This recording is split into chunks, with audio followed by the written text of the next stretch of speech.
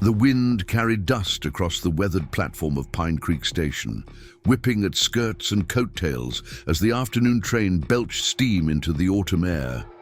Eleanor Mitchell stood straight-backed against the bluster, her chin lifted. Despite the weight of disappointment settling across her shoulders, her trunk sat beside her, packed with books on agriculture and animal husbandry, alongside the few dresses she'd brought from Boston. The man who was supposed to be her husband had already turned his back, his footsteps heavy with disgust as he stormed away. Before we jump back in, tell us where you're tuning in from, and if this story touches you, make sure you're subscribed, because tomorrow I've saved something extra special for you. A man wants a wife, not a general giving orders. Walter. Reed had spat when she'd suggested improvements to his failing farm after just 10 minutes of conversation. You've got too many ideas for your own good. Should have known a city woman would be trouble. The last of the passengers dispersed, leaving Eleanor alone with nothing but the bitter taste of rejection and a future as uncertain as the gathering. Storm clouds. She didn't cry. She wouldn't give Walter Reed the satisfaction, even if he wasn't there to see it. Instead, she straightened the lapels of her practical blue traveling coat and wondered how far her remaining dollars would take her. The station master approached with a mix of pity and curiosity in his rheumy eyes. "Train don't come back through till Wednesday, Miss Mitchell. You got somewhere to stay?" His gaze flicked to her trunk, then to the town's single boarding house, visible down the dusty main street. "I'll manage," Eleanor replied, her Boston accent crisp against the Wyoming drawl that surrounded her. 3 years of correspondence with Walter Reed, months of planning, all her savings spent on the journey west, all of it wasted because she dared to speak her mind. "He's a fool," came a voice, deep and steady as a river current. Eleanor turned to find a tall man leaning against a hitching post, his Stetson pulled low against the sun. Unlike the other men she'd seen in Pine Creek, he didn't leer or whisper. He simply stood, watchful and composed, a slight furrow between his brows. "Pardon?" Eleanor asked, one hand instinctively moving to the small derringer hidden in her pocket, a necessary precaution for a woman traveling alone. The man straightened, revealing broad shoulders beneath a dust coat worn smooth at the elbows. "Walter Reed," he clarified. "Known him since he was knee-high to a grasshopper. Always was better at talking than listening." He stepped forward and extended a hand weathered by sun and work. "Jim Harrington. I run Horizon Ranch about 7 miles east of here." Eleanor hesitated before accepting the handshake. His grip was firm but measured, like a man who knew his own strength. "Eleanor Mitchell," she replied, though she suspected he already knew her name. In a town this small, her arrival had likely been the subject of gossip for weeks. "Got a wagon outside," Jim continued, gesturing toward a well-kept buckboard with 2 chestnut horses in the traces. "Mrs. Wilson, my housekeeper, sent me to fetch supplies. She'd have my hide if I left." "A lady stranded. We've got room at the ranch until you decide your next step." Eleanor studied him, searching for the ulterior motive men so often harbored. Jim Harrington wasn't handsome in the conventional sense. His face was too angular, his eyes too intense, a deep brown that reminded her of fertile soil after rain. A scar traced his jawline, disappearing into the collar of his shirt. But there was something steady in his gaze that didn't waver when she met it directly. "Why would you help me, Mr. Harrington?" she asked plainly. A smile twitched at the corner of his mouth, barely visible beneath his neatly trimmed beard. "Because Walter Reed is a damn fool, and I've never had much patience for fools." He paused, his expression softening. "And because my mother raised me better than to leave someone with no options." Thunder rumbled in the distance, punctuating his words. Eleanor glanced at the darkening sky, then down the empty street. The station master had already retreated inside. Her choices were limited: trust this stranger or spend money she couldn't spare on a boarding house where she'd face nothing but pitying glances and wagging tongues. "I accept your offer, Mr. Harrington," she said finally, "but I insist on working to earn my keep." Jim nodded once, as if he'd expected nothing less. "Wouldn't have it any other way, Miss Mitchell." He lifted her trunk with ease, setting it in the wagon bed before offering her a hand up to the seat. As they pulled away from Pine Creek Station, Eleanor felt the weight of stares from the windows of the general store. She knew what they saw: another mail-order bride who wasn't good enough, being carted off to who knew where by the territory's most solitary rancher. Let them stare, she thought. Their opinions mattered as little as Walter Reed's. The wagon rattled along a winding dirt road that followed the course of a silver-blue river. Jim handled the reins with quiet confidence, speaking only to point out landmarks or warn of a rough patch ahead. Eleanor found herself grateful for his lack of prying questions or empty platitudes. After nearly an hour of travel, they crested a gentle slope, and Jim pulled the horses to a halt. "Horizon Ranch," he said simply, gesturing toward the valley below. Eleanor's breath caught. The ranch spread across the landscape like a kingdom unto itself. A two-story timber house anchored the property, surrounded by neatly arranged outbuildings, corrals and pastures where cattle grazed in dark clusters against the green grass. Beyond it all, the Thunder Ridge Mountains rose majestically, their peaks disappearing into the clouds. "It's beautiful," she said, meaning it. "It's home," Jim replied, a note of pride warming his voice. Then, more quietly, "Took 10 years to build it from nothing. Started with 20 acres and a dream after the war. Now it's the most productive ranch in 3 counties." As they continued down the slope, Eleanor noticed a figure running toward the main house, a young ranch hand, no doubt carrying news of her arrival. By the time their wagon pulled into the yard, a small welcoming committee had formed on the wide front porch. A stout woman with iron-gray hair stepped forward, wiping her hands on an apron that smelled of fresh bread. "Mr. Harrington," she called, eyeing Eleanor with undisguised curiosity. "I see you've brought company." "Mrs. Wilson," Jim said as he set the brake, "this is Miss Eleanor Mitchell. She'll be staying with us for a time." The simplicity of his statement left no room for questions, though Eleanor could see them bubbling behind the housekeeper's polite smile. "Of course, sir. I'll prepare the blue room." Mrs. Wilson nodded to Eleanor. "Welcome to Horizon, Miss Mitchell. Supper's at 6 sharp." A tall, lean man with a face tanned to leather stepped forward next. His eyes crinkled at the corners when he smiled, revealing a missing tooth. "Ray Thompson," he introduced himself, tipping his hat. "Foreman here at Horizon. Any friend of the boss is welcome." Eleanor caught something passing between Jim and Ray, a silent communication born of long association. Whatever Ray saw in Jim's expression seemed to satisfy him, for he immediately began issuing orders to the other hands to unload the supplies and take care of the horses. Jim led Eleanor into the house, carrying her trunk as easily as if it contained feathers rather than books and belongings. The interior was unexpectedly refined. Polished wooden floors, comfortable furniture arranged around a massive stone fireplace, and shelves lined with more books than Eleanor had seen outside of Boston's libraries. "You have quite a collection," she observed, running a finger along the spine of a volume on water management. "Reading passes the winter months," Jim replied. "And knowledge never goes to waste out here.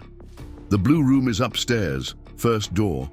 On the right, Mrs. Wilson will have hot water sent up for washing. Supper, as she said, is at 6. Oh, Eleanor hesitated at the bottom of the stairs. "Mr. Harrington, I meant what I said about working. I didn't come west to be decorative." Jim studied her, his expression unreadable. "What skills do you bring, Miss Mitchell?" She lifted her chin. "I taught mathematics and natural sciences at a girls' school in Boston. I can keep accounts, plan crop rotations, and I've studied modern agricultural techniques. I may not have calluses, Mr. Harrington, but I have a mind, and I'm not afraid to use it." For a moment, Jim said nothing, and Eleanor braced herself for dismissal. Preparing and narrating this story took us a lot of time, so if you are enjoying it, subscribe to our channel. It means a lot to us. Now back to the story. Instead, a slow smile spread across his face, the first genuine one she'd seen. "The ranch books could use a fresh pair of eyes," he said. "And we're expanding the vegetable gardens next spring. Seems your skills might be useful after all." He gestured up the stairs. "Rest today. Tomorrow's soon enough to start earning your keep." That night, Eleanor sat before the small mirror in the blue room, brushing out her chestnut hair. The room was simple but comfortable. A 4-poster bed with a handmade quilt, a writing desk beneath the window, a washstand, and a small wardrobe. Mrs. Wilson had brought up a tray with tea and freshly baked bread, her curiosity barely contained as she fussed with the curtains. "Been a long while since we had a lady staying," the housekeeper had commented. "Not since Miss Charlotte passed 5 years back." "Miss Charlotte?" Eleanor asked. "Mr. Harrington's sister, helped him establish the ranch after the war. Fierce woman she was, mind like a steel trap. The men called her the general behind her back." Mrs. Wilson's eyes had grown distant. "She'd have liked you, I think." Now, as thunder cracked outside and rain began to spatter against the window panes, Eleanor wondered about Charlotte Harrington and the brother who had seemingly inherited both her library and her appreciation for a woman with a mind of her own. She wondered, too, about Walter Reed and the small-minded future she'd narrowly escaped. Eleanor Mitchell had come west, seeking purpose and partnership.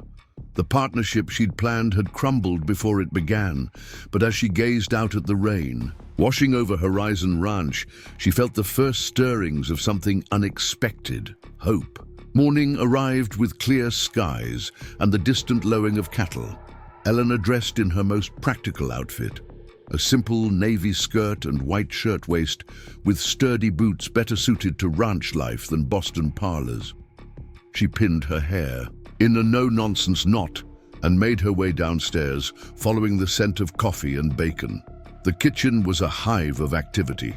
Mrs. Wilson directed 2 young women in the preparation of enough food to feed an army, while ranch hands filed through a side door filling plates before heading back out. Jim sat at a small table in the corner, bent over a ledger, a frown of concentration creasing his brow.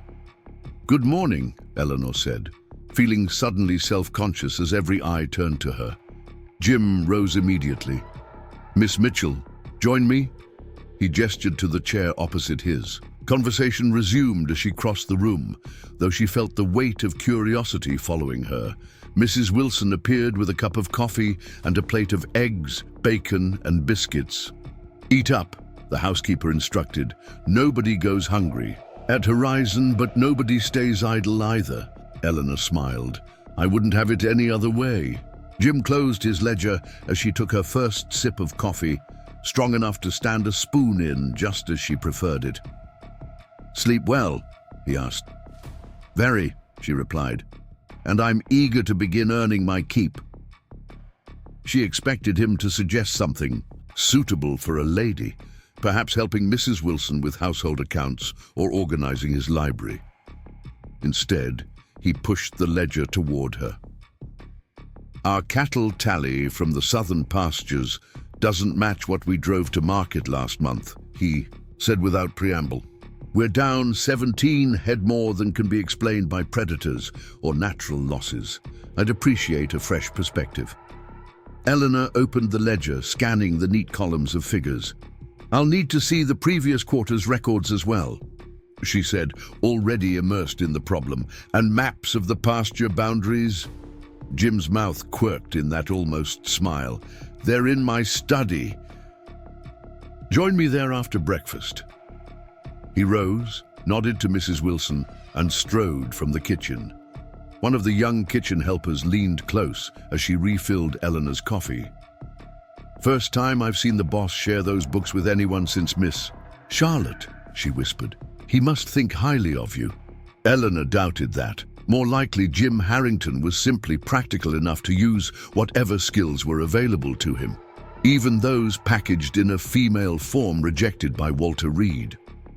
After breakfast, she followed directions to Jim's study, a room at the back of the house with windows overlooking the distant mountains. Unlike the orderly kitchen, the study reflected a mind constantly in motion. Maps covered one wall, pinned with colored markers. Bookshelves overflowed with volumes on ranching, botany, water rights, and Wyoming territory law. Papers spread across. A massive oak desk, weighted down with interesting stones, and what appeared to be a cavalry saber. Jim stood before the map wall, hands clasped behind his back. He turned at her entrance, gesturing to a chair already positioned beside the desk. "Previous quarter's ledgers," he said, indicating a stack of leather-bound books.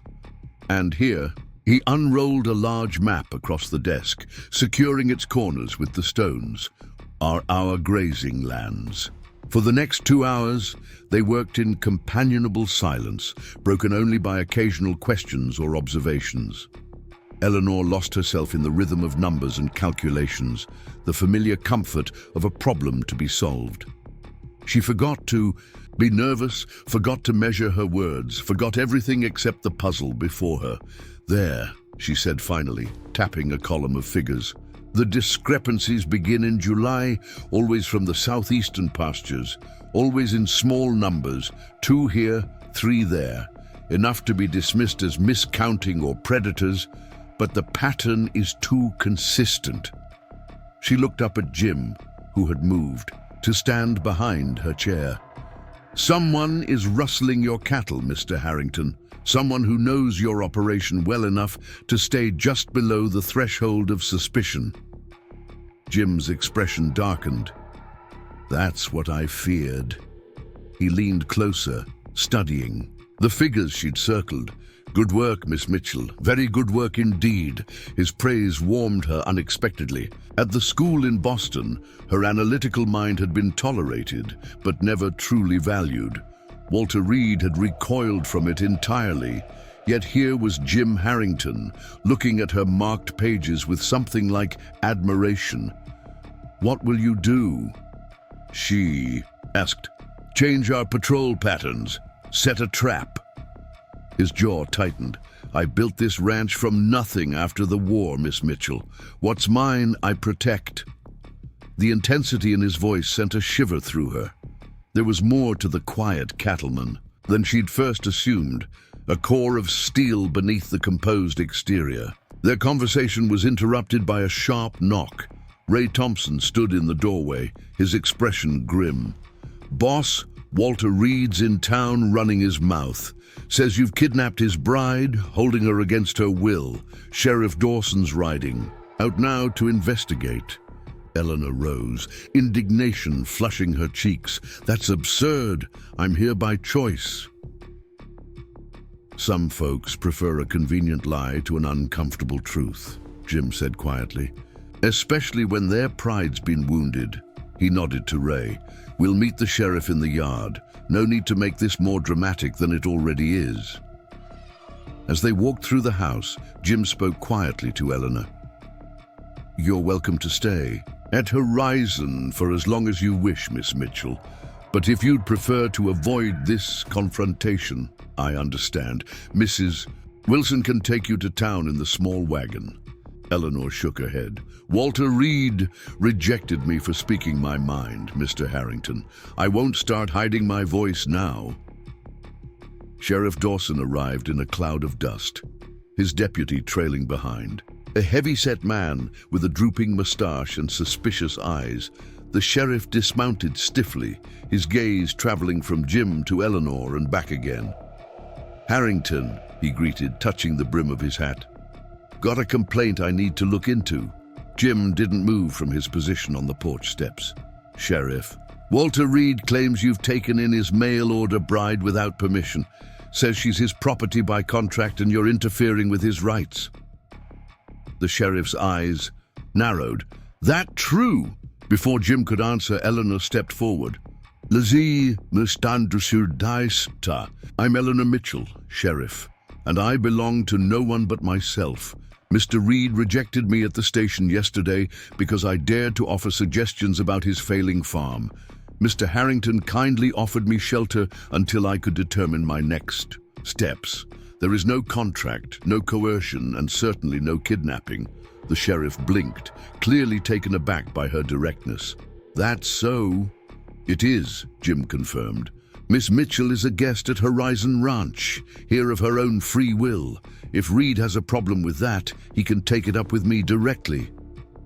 Sheriff Dawson tugged at his mustache. Well, that seems straightforward enough. He glanced at Eleanor. Again. You're sure you're here by choice, ma'am? No pressure?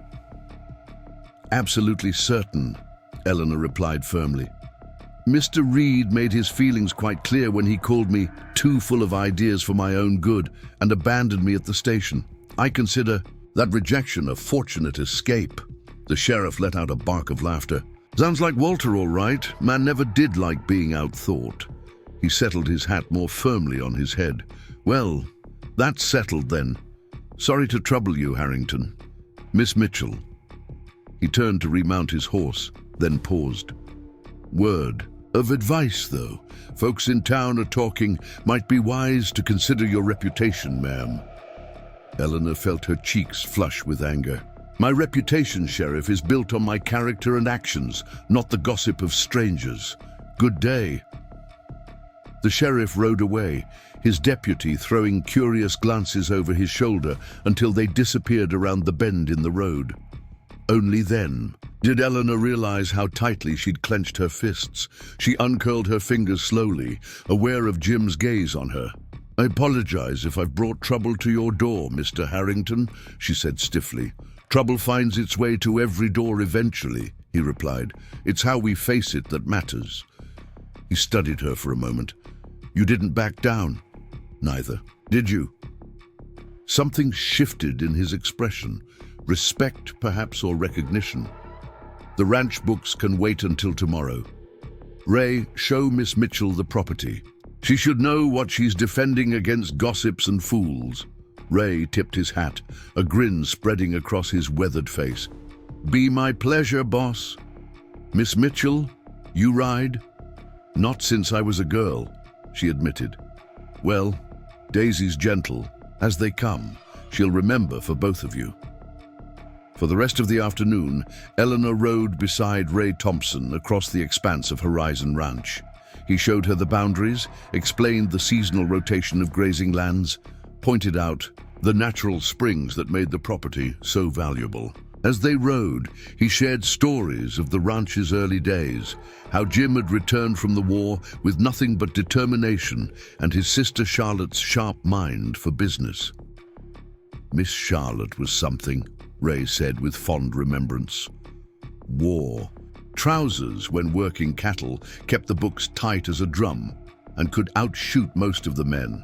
The boss near fell apart when the fever took her, threw himself into expanding the ranch like he was building some kind of monument to her. He never married? Eleanor asked, trying to sound merely conversational. Ray shook his head. Came close once, before your time. Lady from Denver, visiting relatives in Pine Creek. Pretty as a picture, proper as they come, called off the engagement when she realized the boss expected a partner, not an ornament. He glanced sideways at Eleanor. The boss values useful things. Miss Mitchell. Beauty fades, but competence, that's always in fashion at Horizon. As they crested a hill overlooking a hidden meadow bursting with wildflowers, Ray reined his horse to a stop. Miss Charlotte's favorite spot, he said quietly. Boss comes here sometimes when decisions weigh heavy. Said once he can hear her voice clearer here than anywhere else on the ranch. Eleanor gazed across the meadow, trying to imagine the woman who had helped shape this land and the brother who still sought her counsel. In Boston, she had never had a place that was truly hers. Never felt the connection to the earth that seemed to pulse through every acre of Horizon Ranch. Thank you for showing me, she said softly. Ray nodded. Figure you should know what you're getting into staying here. Horizon's more than just land and cattle. It's a way of thinking about the world, seeing possibilities where others see problems. He turned his horse back toward the ranch house. Boss sees something in you, Miss Mitchell. Same thing he saw in his sister, I reckon. Question is, what do you see when you look at Horizon? Eleanor didn't answer immediately. The truth was, she saw more than she dared admit, a place where her mind was valued, where ideas were currency, where the barriers that had constrained her in Boston seemed as distant as the eastern horizon. She saw possibility. I see a future, she said finally. Not the one I planned, perhaps, but one with purpose. Ray's smile crinkled the corners of his eyes. Then you're seeing clearer than most folks ever do. They returned to the ranch as the sun began its descent toward the Thunder Ridge Mountains. Eleanor's muscles ached from the unaccustomed riding, but her mind hummed with everything she'd learned. Already, ideas were forming. Improvements to the irrigation system for the kitchen gardens, a more efficient rotation for the grazing lands. Ways to expand the orchards Ray had mentioned were Charlotte's pet project. As they approached the main house, Eleanor spotted Jim on the porch, deep in conversation with a woman she didn't recognize. The woman's dress was fine, town clothes, not ranch wear, and she gestured emphatically as she spoke, her face flushed with emotion. Martha Simmons, Ray muttered. Town gossip and self-appointed guardian of propriety. Been sweet on the boss for years, though he's never given her reason to hope. Eleanor dismounted carefully, wincing as her feet touched the ground. She handed Daisy's reins to a waiting stable boy and approached the porch, conscious of her disheveled appearance after hours of riding. As she drew closer, Martha Simmons's words became clear. Completely inappropriate, James. A single woman living under your roof. No chaperone, no formal arrangement. People are talking. Your reputation. My reputation is my own concern, Jim replied evenly, as is who stays at Horizon. But she was meant for Walter Reed. You can't simply... Martha broke off as she noticed Eleanor approaching. Her eyes narrowed, taking in the dusty riding clothes and wind-blown hair. Miss Mitchell, how adventurous you look. Eleanor smiled pleasantly. Mrs. Simmons, is it? How kind of you to call. I've just had the most illuminating tour of Horizon Ranch. Mr. Thompson is an excellent guide. Martha's lips thinned. I'm sure it was most educational. However, I've come to offer a more appropriate situation. My sister in Pine Creek runs the boarding house, quite respectable with proper supervision for young ladies. I'm sure Mr. Harrington would be happy to settle your bill until you can make arrangements to return east. The implication was clear. Eleanor didn't belong at Horizon. She was an interloper. An embarrassment, a woman out of place. Before she could respond, Jim stepped forward. Miss Mitchell's presence at Horizon is not up for debate, Martha. She has already made significant contributions to the ranch's operations, and will continue to do so for as long as she chooses to stay. Martha's face flushed, an unattractive shade of crimson. I see. Well, don't say I didn't warn you when the rumors start. Good day, James. Miss Mitchell. She gathered her skirts and descended the steps with as much dignity as her obvious anger allowed. Eleanor watched her go, a mixture of embarrassment and defiance warring within her. I seem to be causing quite a stir, Mr. Harrington. Jim's expression softened. People fear what they don't understand, Miss Mitchell. And Pine Creek has never encountered a woman quite like you before. He gestured toward the door. Supper will be ready soon. Tomorrow, if you're willing, I'd like you to look at the plans for expanding the orchard. Charlotte had ideas I never fully grasped. As he held the door for her, Eleanor felt something shift between them, a silent acknowledgement that she had passed some test neither of them had consciously set. She had stood her ground against Walter Reed's accusations, ridden the boundaries of Horizon Ranch, and faced down the town gossip without flinching. For the first time since stepping off the train in Pine Creek, Eleanor Mitchell felt that perhaps her journey west hadn't been a mistake after all, just a detour to a destination she hadn't known to seek.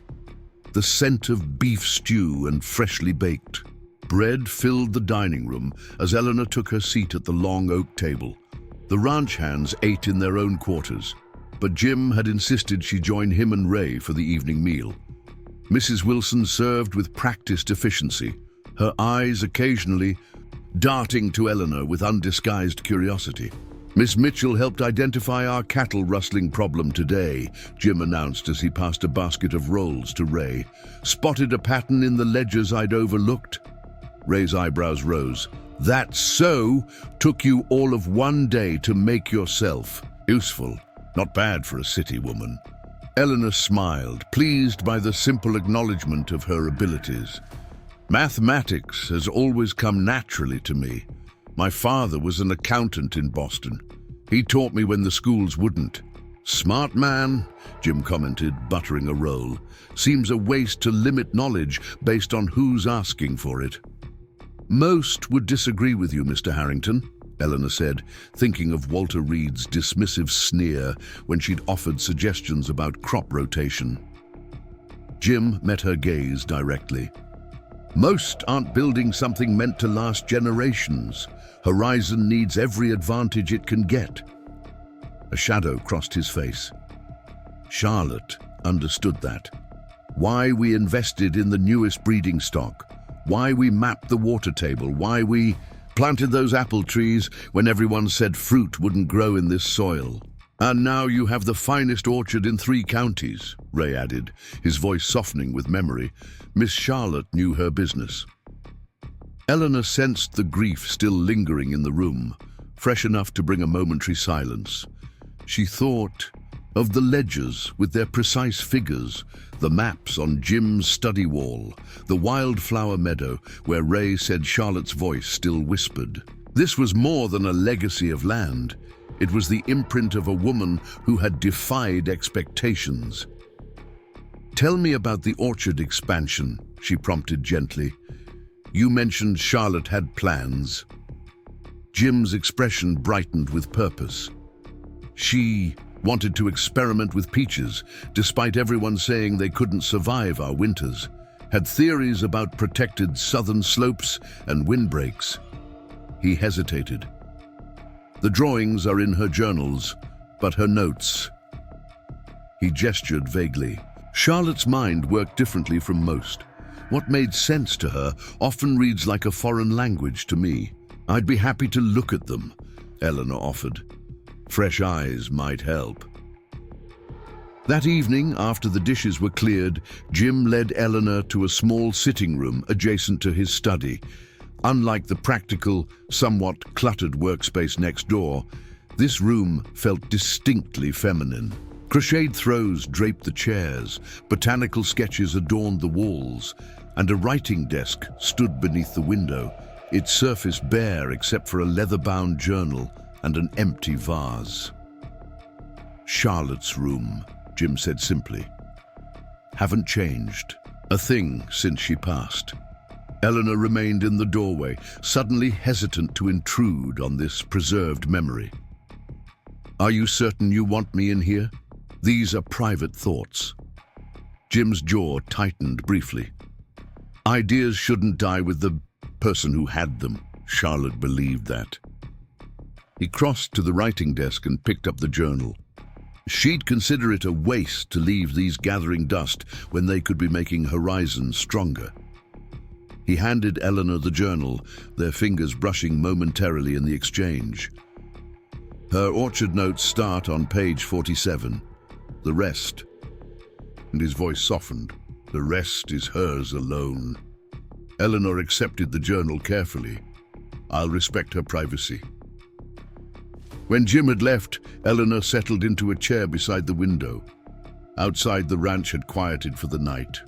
Lanterns glowed in the bunkhouse windows, and somewhere a nightbird called into the darkness. She opened the journal to page 47, where neat diagrams of tree placements were interspersed with Charlotte's flowing script. For over an hour, Eleanor lost herself in Charlotte Harrington's mind. The woman's notes revealed a keen intelligence, unbound by conventional thinking. She'd researched microclimates, soil composition, and innovative grafting techniques.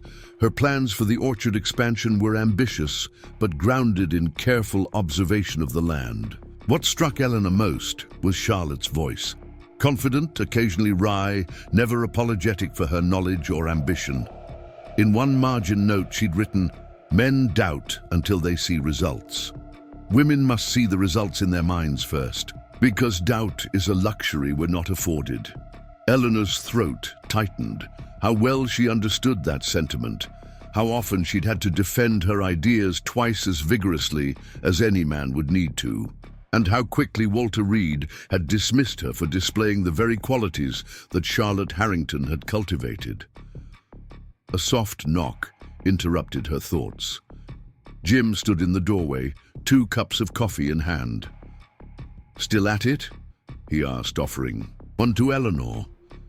"Your sister was brilliant," she said, accepting the cup gratefully.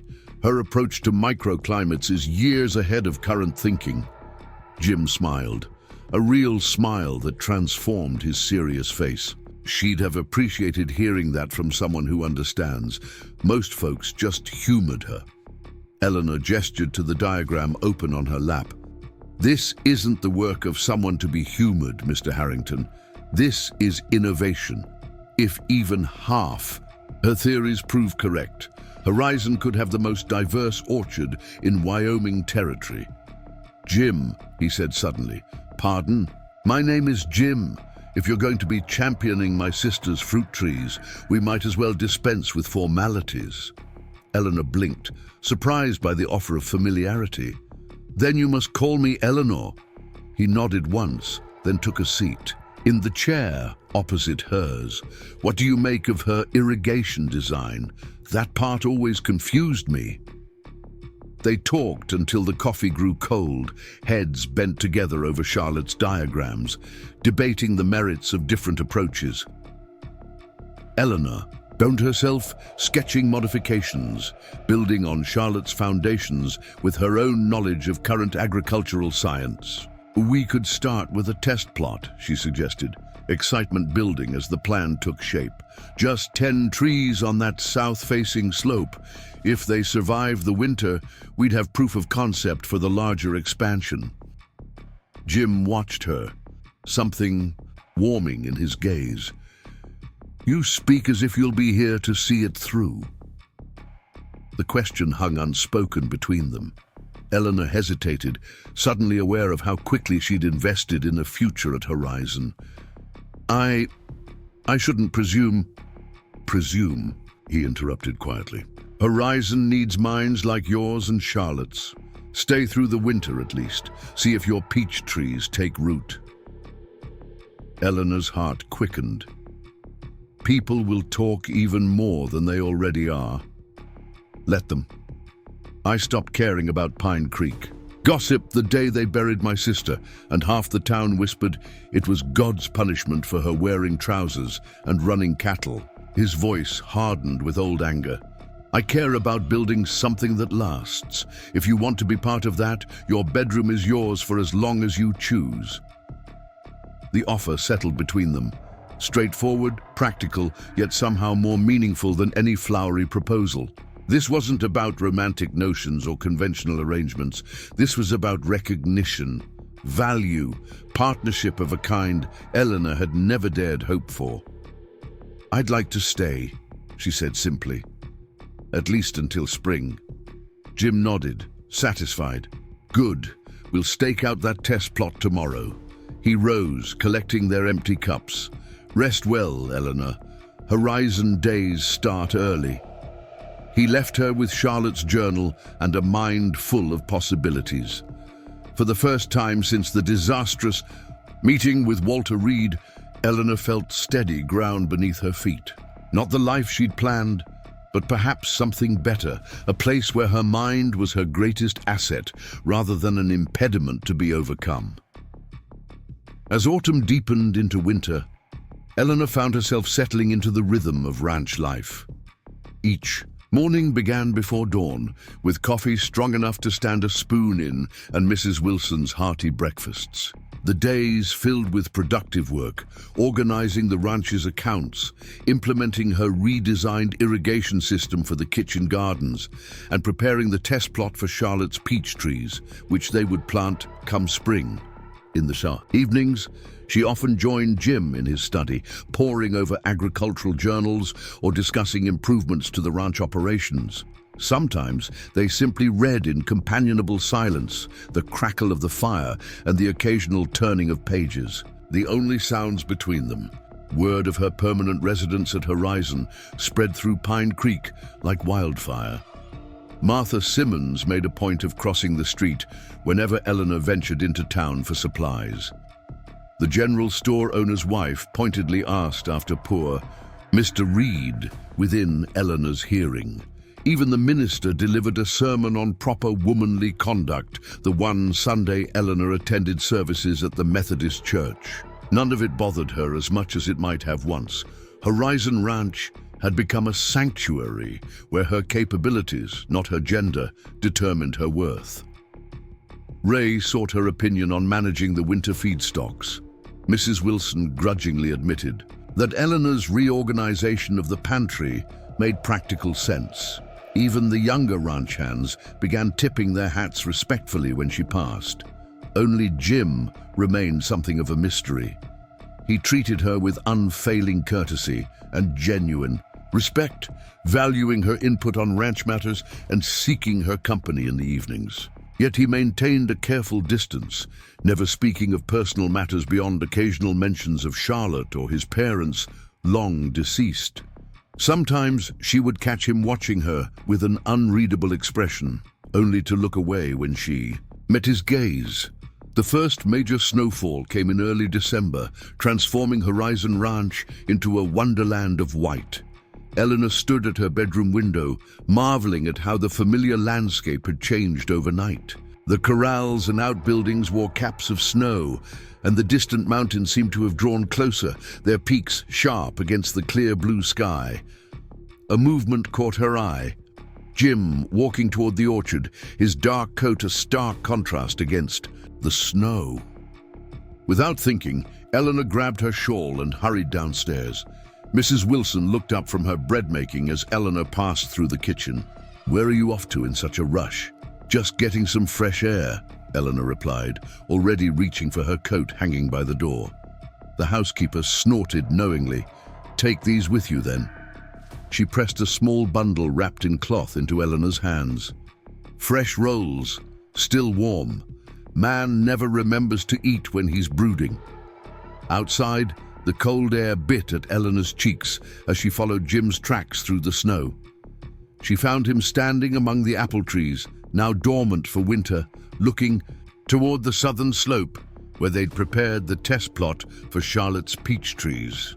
"You'll catch your death out here without proper gloves," she called, holding up the bundle of rolls as a peace offering. Jim turned, surprise giving way to a small smile. Mrs. Wilson's not-so-subtle attempts at fattening me up. "She thinks you're brooding." "Just thinking." He accepted a roll, steam rising when he broke it open. Charlotte loved the first snow, said it was the land's way of starting fresh. He glanced at the southern slope. She'd be pleased about the peach trees. Eleanor followed his gaze. We won't know until spring if her theory was right.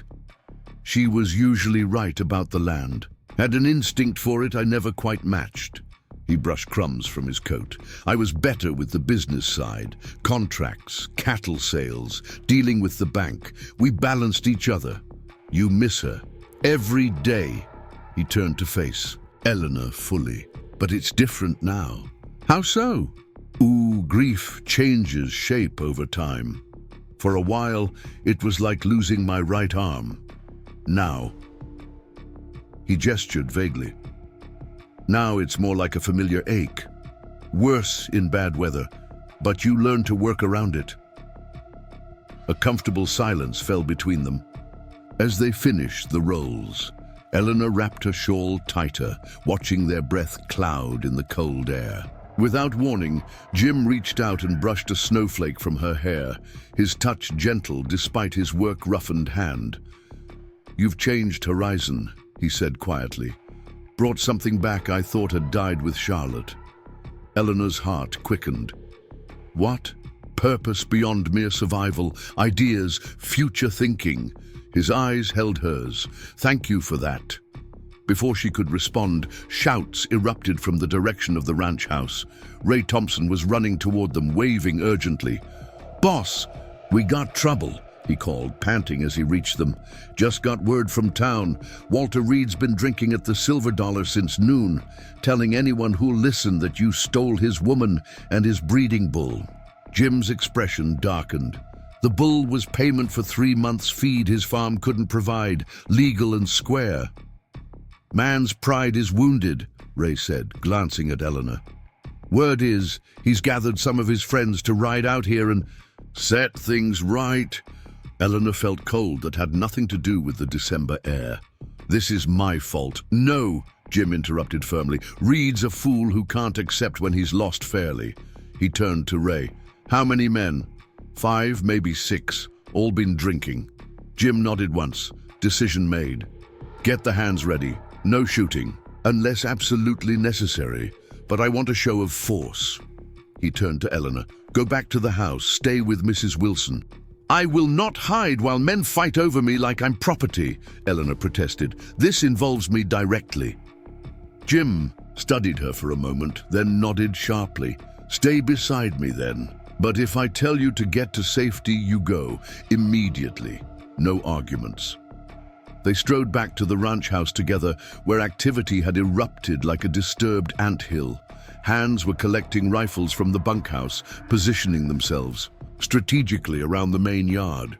Mrs. Wilson stood on the porch, a shotgun held with surprising confidence in her capable hands. "Never thought that Reed boy would cause such trouble," she muttered as they approached. "Always was all hat and no cattle." Jim positioned himself at the center of the yard, Eleanor beside him. Ray brought their horses already saddled. They mounted swiftly, creating an imposing first line of defense. The winter sun caught the metal of gun barrels and the badges pinned to winter coats. Not just ranch hands, Eleanor realized, but 3 of Jim's most trusted men who also served as deputy sheriffs when needed. They didn't wait long. The sound of approaching riders came clearly through the crisp air, along with raucous shouts and the occasional gunshot fired into the sky, bravado fueled by whiskey and wounded pride. Walter Reed led the group, his face flushed with cold and alcohol as they thundered into the yard. He reined his horse to a sharp halt when confronted with Horizon's assembled force, clearly having expected less resistance. 5 men flanked him, similarly disheveled and unsteady. "Harrington!" Reed slurred, pointing dramatically. "You stole what's mine." Jim remained perfectly still atop his mount, his voice level when he replied, "Nothing here belongs to you. Reed, go home before this gets ugly." Reed's bloodshot eyes found Eleanor. "You!" he spat. "Uppity Boston woman with your fancy ideas. Think you're too good for an honest farmer?" Eleanor straightened in her saddle. "I think I deserve basic respect, Mr. Reed, something you failed to offer within 10 minutes of meeting me." "Shouldn't have opened your mouth," Reed sneered. "Women are meant to be seen, not heard, especially mail-order brides who cost good. Money to bring west." One of Reed's companions snickered, swaying dangerously in his saddle. "Bought yourself a spirited filly, Walt. Needs breaking is all." Hot anger flooded Eleanor's veins. Before Jim could intervene, she urged her horse forward, stopping just short of Reed's position. "I am not a horse to be broken or a purchase to be claimed. I am a human being who made the mistake of believing your letters about wanting a partner. Clearly you want nothing of the sort." Reed's face darkened. "You owe me for the train fare. At least 3 months' savings to bring you here, and you run off with the first rich rancher you see." "I owe you nothing," Eleanor replied evenly. "The agreement was predicated on mutual satisfaction with the arrangement. You rejected me at the station, Mr. Reed. Transaction voided." "Legal talk won't save you, woman," Reed growled, reaching for the pistol at his hip. In one fluid motion, Jim positioned his horse between Eleanor and Reed, his own weapon drawn and steady. Around the yard, rifles raised in unison. "Think carefully, Reed," Jim said, his voice deadly quiet. 6 drunk men against 15 sober ones. Those are poor odds for a gambling man. Reed's hand hovered over his pistol. For a moment, the only sound was the creak of leather and the harsh breathing of overwrought horses.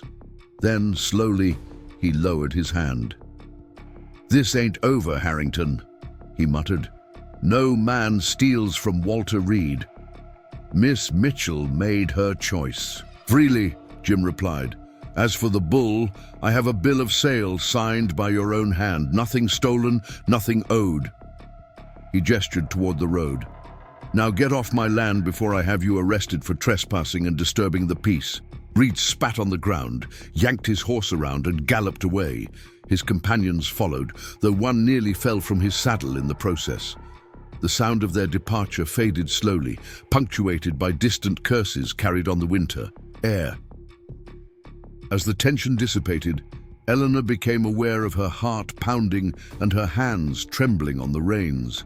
Jim turned to her, concern evident in his eyes. "Are you all right?" She nodded, not yet trusting her voice.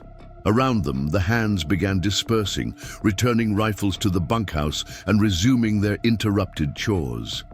Mrs. Wilson huffed her disapproval from the porch before disappearing back into the kitchen, shotgun still in hand. "That was brave," Jim said quietly, once they were relatively alone. "Foolish, but brave." "I couldn't let him speak about me that way," Eleanor replied, her composure returning. "As if I were livestock to be purchased and trained." Jim's expression softened. "No, you couldn't. It's not in your nature to bow your head when you know you're right." He dismounted, then reached up to help her down. His hands lingered at her waist a moment longer than necessary.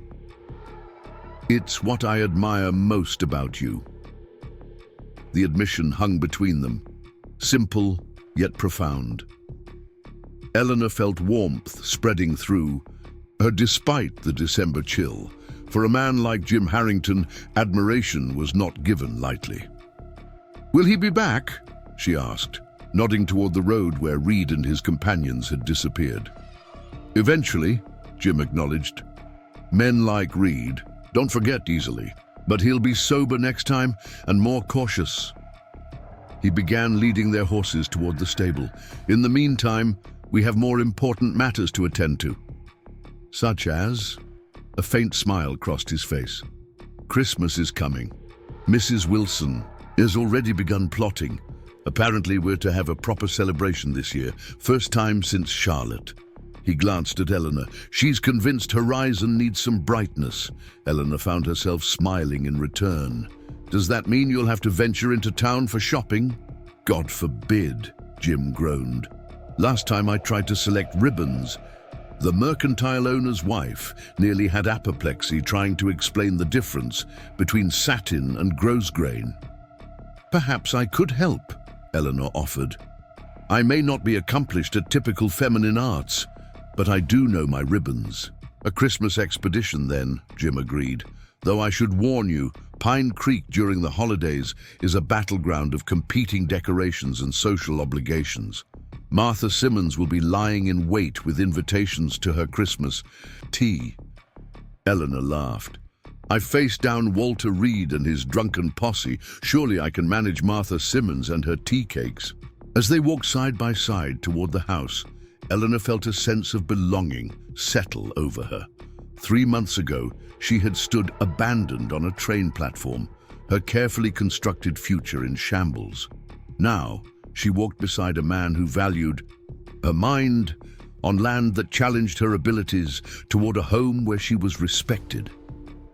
It wasn't the life she had journeyed west to find, but perhaps it was the one she had always needed. The Pine Creek General Store hummed with pre-Christmas activity when Eleanor and Jim arrived the following week. Women clustered around displays of ribbons and fabrics, children pressed noses against glass jars of candies, and men gathered near the stove, exchanging news and complaints about the weather in equal measure. Conversations stuttered to a halt. As they entered, the bell above the door announcing their arrival with cheerful indifference to the sudden silence. Eleanor kept her head high, acutely aware of curious gazes following their progress through the store. Mrs. Peterson, the owner's wife, approached with professional courtesy that didn't quite mask her eagerness for first-hand gossip to share later. "Mr. Harrington, Miss Mitchell, how may I help you today?" Jim deferred to Eleanor with a slight nod. "We need supplies for Christmas," Eleanor explained, removing a list from her pocket. "Ribbon, sugar, cinnamon, flour, and perhaps some small gifts for the ranch hands." Mrs. Peterson's eyebrows rose fractionally at the "we," but she maintained her composure. "Of course. We've just received a shipment of very nice handkerchiefs that would make suitable gifts for working men. And our ribbon selection is quite extensive this year." As Eleanor followed her toward the dry goods section, she noticed Martha Simmons among a group of women examining fabric bolts. Martha's pinched expression suggested she'd bitten into something sour. Beside her, two younger women whispered behind gloved hands. Eleanor ignored them, focusing instead on selecting appropriate gifts. Jim had given her free rein with the Christmas budget, insisting that the ranch hands deserved something special after a productive year. She chose practical items, good quality handkerchiefs, sturdy gloves, peppermint sticks, and small penknives. The whispering grew louder as she deliberated between spools of red and green ribbon. Finally, Martha approached, her companions trailing behind like ducklings.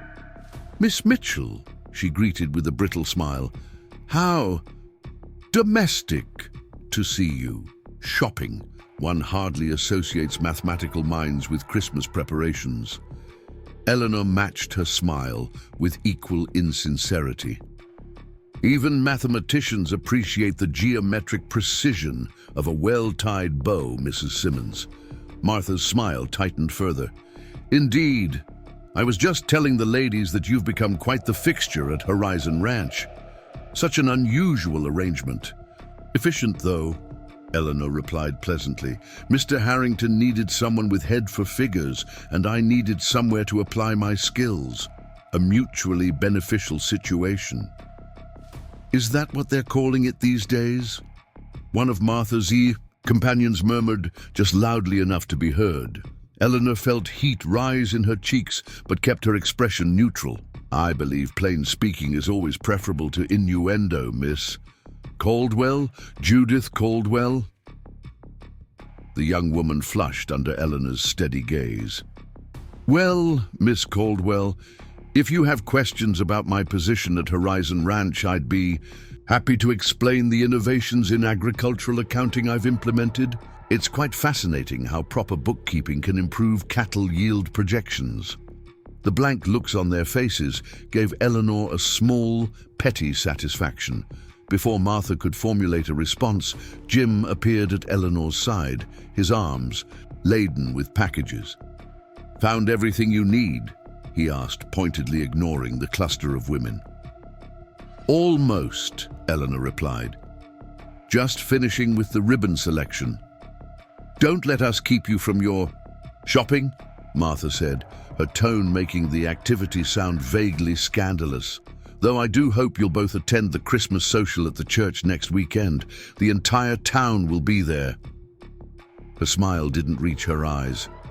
"It would be an opportunity to clarify certain misconceptions."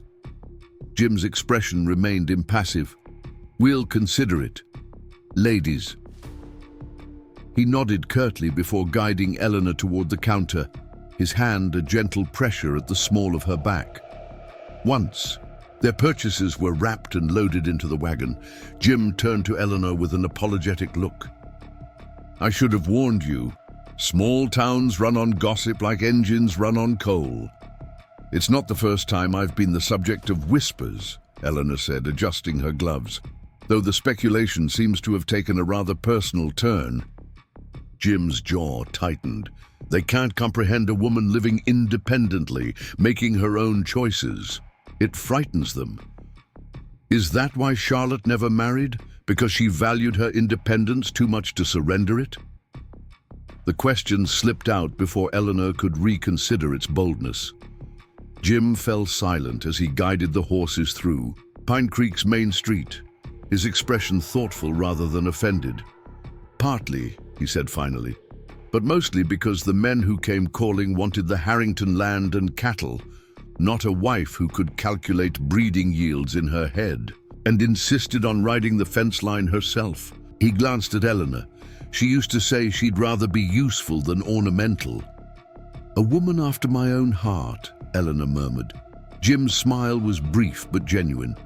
"You'd have liked each other. Probably would have redesigned the entire ranch operation within a week." As they left town behind, the tension in Eleanor's shoulders began to ease. The vast Wyoming landscape stretched around them, indifferent to human gossip and social constraints. Snow blanketed the rolling hills, and the Thunder Ridge Mountains stood sentinel in the distance, unchanged for millennia. "We don't have to attend the church social," Jim said, breaking the comfortable silence. "Mrs. Wilson can deliver our donation to the Orphans Fund." Eleanor considered declining. The thought of enduring more whispers and veiled insinuations was deeply unappealing. Yet something in her rebelled at the idea of hiding away, as if she had reason for shame. "No," she decided. "We should go. Running from gossip only feeds it." Jim studied her profile. "It won't be pleasant." "Few battles worth fighting are." She turned to face him fully. "Unless you're concerned about your reputation being linked with mine?" "My reputation has weathered worse storms than Pine Creek." "A tittle-tattle," he replied dryly. "I'm more concerned about yours." "My reputation was compromised the moment I stepped off that train with ideas in my head and ambition in my heart," Eleanor said. "At least now, I'm being judged for choices I've made freely, rather than conventions I've failed to uphold." Something like admiration flickered in Jim's eyes. "Then we'll face the gossips together. I'll warn Ray to bring extra hands. The church. Social Punch is notorious for emboldening even the most timid critics." Eleanor laughed, the sound carrying across the snow-covered landscape. "Perhaps we should prepare a demonstration of my agricultural accounting innovations. Nothing silences a room quite like columns of figures." "Save that for truly desperate circumstances," Jim advised solemnly, though his eyes crinkled at the corners. "Like if Martha Simmons corners you by the refreshment table." They continued toward horizon, the winter sun casting long shadows across the pristine snow. Despite the unpleasantness in town, Eleanor felt a curious lightness. For the first time in her life, she was neither apologizing for her intellect nor hiding it beneath a veneer of feminine compliance. At Horizon Ranch, she was valued precisely for the qualities that had made her unmarriageable in Boston and unacceptable to Walter Reed. And if that made her the subject of Pine Creek gossip, well, she was in good company with Charlotte Harrington's memory and the quietly revolutionary man driving the wagon beside her. The church social loomed like an approaching storm front. Eleanor spent the days leading up to it, immersed in ranch business, updating ledgers, and finalizing designs for the expanded irrigation system they would implement in spring. Each evening, she and Jim discussed the ranch's future over coffee, comfortable conversations that ranged from practical concerns to philosophical debates about modern farming techniques. If only Pine Creek's residents could witness these exchanges, Eleanor thought wryly. They might understand that minds meeting as equals could be as intimate as any conventional courtship. The night before the social, snow fell again, transforming Horizon Ranch into a glistening wonderland. Eleanor watched from her bedroom window as moonlight silvered the landscape. The beauty of this untamed country still caught her breath at unexpected moments. In Boston, she had lived surrounded by human achievements, libraries, universities, concert halls. Here the grandeur was nature's own making, humbling in its vastness. A soft knock interrupted her reverie. She opened her door to find Mrs. Wilson holding a large box.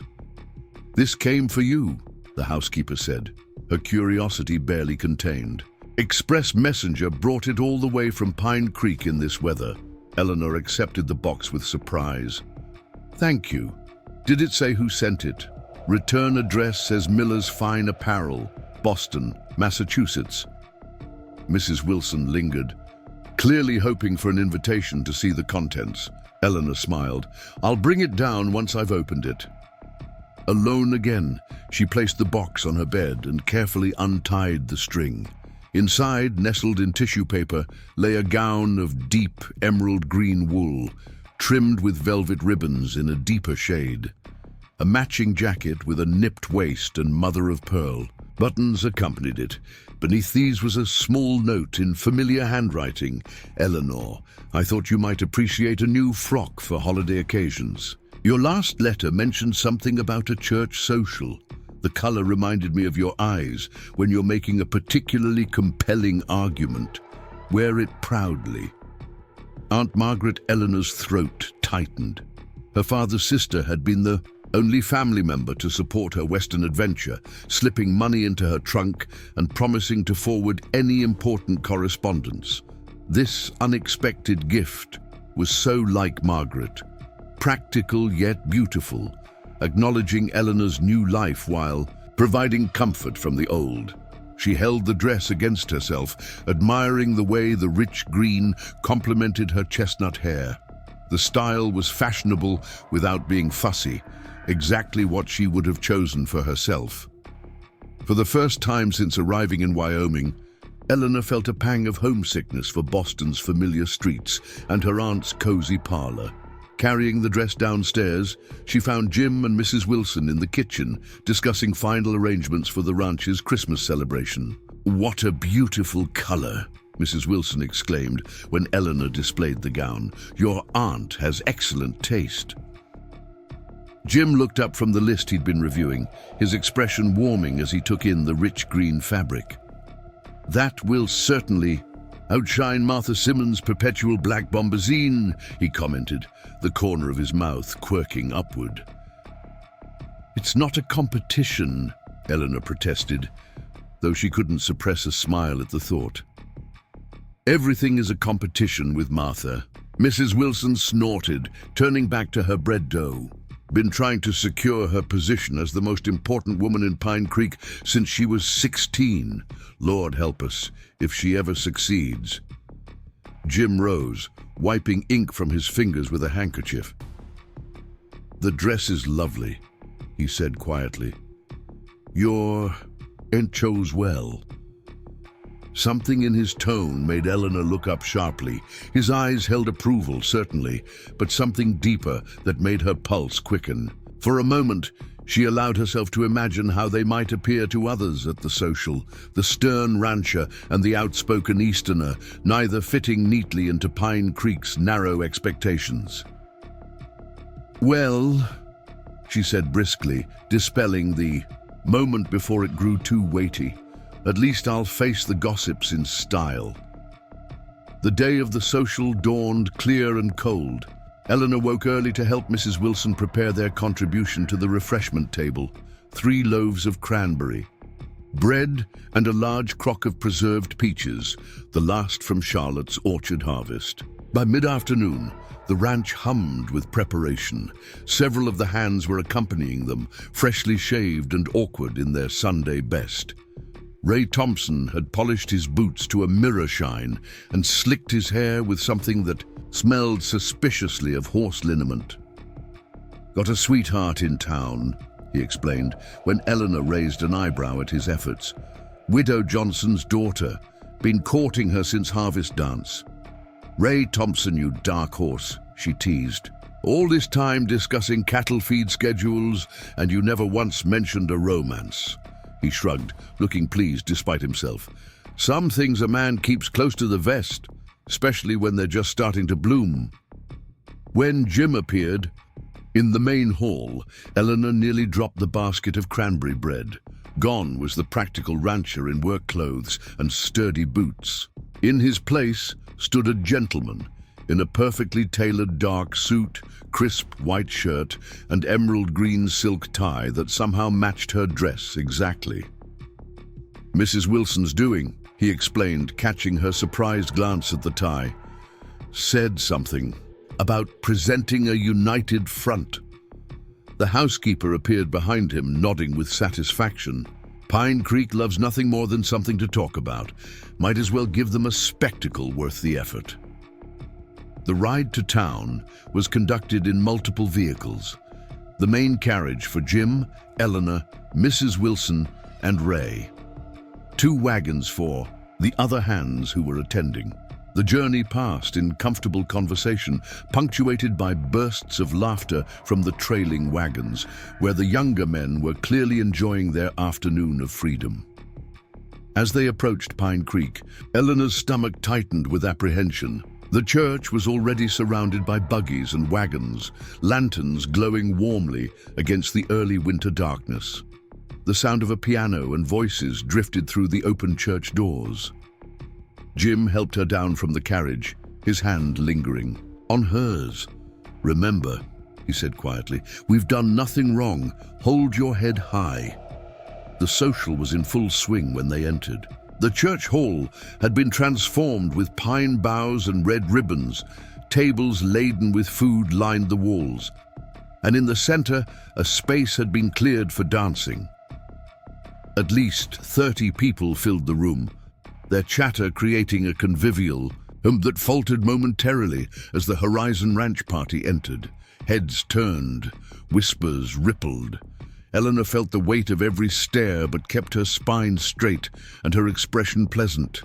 Beside her, Jim stood tall and impassive, his hand a steady presence at her elbow as they made their way to the refreshment table. Martha Simmons detached herself from a group of ladies to intercept them, her black dress as severe as ever, despite the festive occasion. "James, Miss Mitchell," she greeted, her smile not reaching her eyes. "How festive you both look." Her gaze lingered pointedly on Jim's tie, then Eleanor's matching dress. "One might almost think you were announcing something." "Only our support for the church's good works," Jim replied smoothly, placing their contribution on the table. Mrs. Wilson's cranberry bread and the last of Charlotte's preserved peaches. At the mention of Charlotte, Martha's expression softened fractionally. "She always did make the best preserves. Such a shame." She trailed off, then rallied. "Well, everyone is most anxious to speak with you both.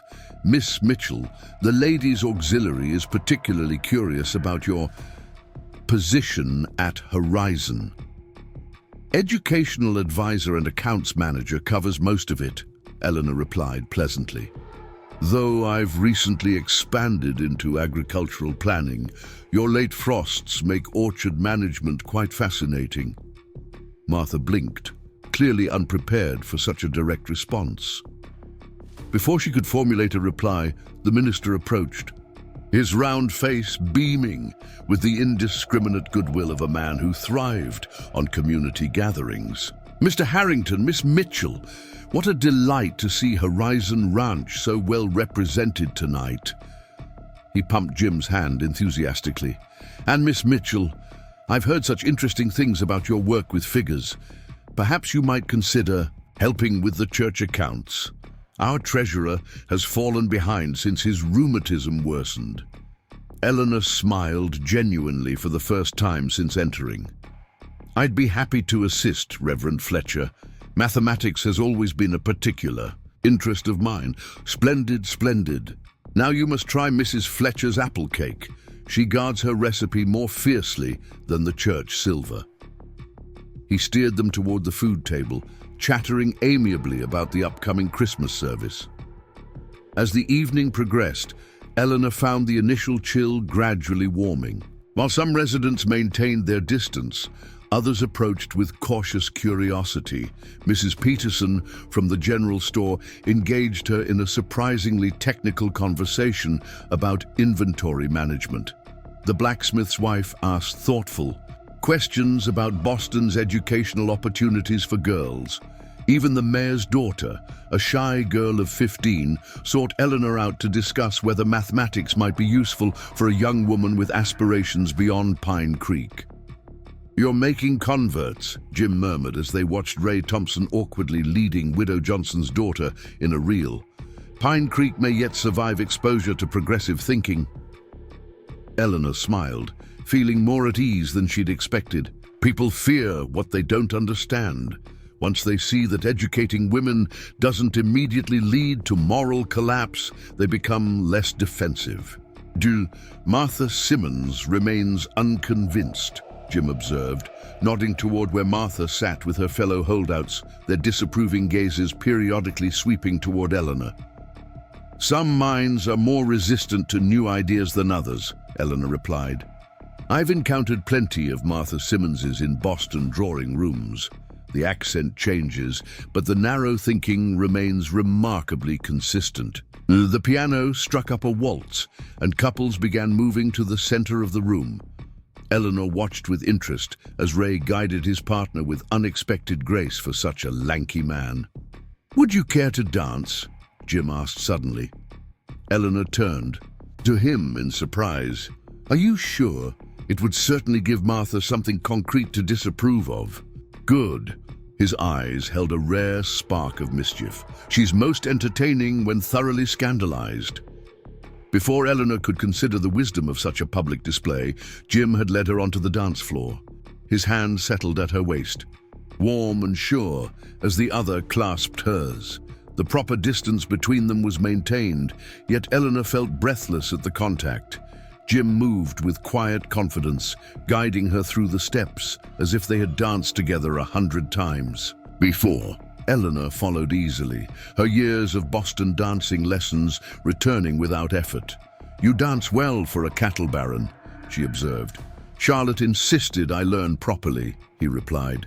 "Said no brother of hers would embarrass her at social functions by clumping around like a draft horse."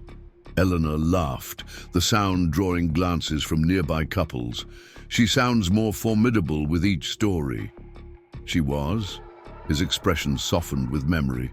"When I returned from the war, half broken and full of darkness, she was the one who insisted on building something meaningful. Said we could wither or grow, but we had to choose." His hand tightened slightly at Eleanor's waist. "You remind me of her sometimes, that same clear-eyed determination to move forward no matter the obstacles." The comparison warmed Eleanor more than it should have. "I would have liked to know her." "She would have approved of you," Jim said quietly, "especially of how you stood up to Walter Reed and his accusations." The mention of Reed sobered Eleanor. "Has there been any more trouble from him?" "Nothing direct. Ray hears rumors in town that he's still nursing his grudge, but the snow has kept him close to his farm." Jim's expression turned grim. "Spring may bring renewed conflict. Then we'll face it when it comes," Eleanor said firmly. "I won't live in fear of a man's wounded pride." Something flickered in Jim's eyes. Admiration, certainly, but also a warmth that made Eleanor's heart beat faster. For a moment she allowed herself to imagine a future at Horizon, not just as an employee or friend, but as something more permanent. The thought should have alarmed her. After all, she had come west seeking independence as much as partnership, but instead it settled comfortably in her mind, like a piece finding its place in a complex puzzle. The music ended, and Jim led her from the dance floor. As they moved toward the refreshment table, Eleanor became aware of a disturbance near the church entrance. Voices rose in argument, and a familiar figure pushed through the crowd. Walter Reed, his face flushed with cold or alcohol or both. Jim tensed beside her, his hand moving protectively to her elbow. Around them, conversation stuttered to a halt as Reed lurched forward, pointing an accusatory finger. There she is, he slurred. The high and mighty Boston lady who thinks she's too good for honest farmers. His bloodshot gaze shifted to Jim. And her fancy protector. Quite a pair, you. Meg. Sheriff Dawson moved quickly to intercept him. That's enough, Reed. This is a church function. Take your grievances elsewhere. Reed shook off the sheriff's restraining hand. Everyone's thinking it. I'm just saying it plain. She comes west, in promising to be a proper wife, then jumps to a richer prospect first chance she gets. He spat on the polished floor, called it assertiveness in her letters, should have known it meant trouble. Eleanor felt heat rise in her cheeks, not from embarrassment but from anger. She stepped forward, despite Jim's warning touch. "Mr. Reed," she said clearly, her voice carrying in the hushed room. "I came west in good faith, seeking a partnership based on mutual respect. You rejected me within minutes of my arrival, without taking time to know my character or abilities. That was your choice, as it was my choice to accept Mr. Harrington's offer of employment when I found myself stranded." Reed's face darkened. "Employment? Is that what they're calling it now?"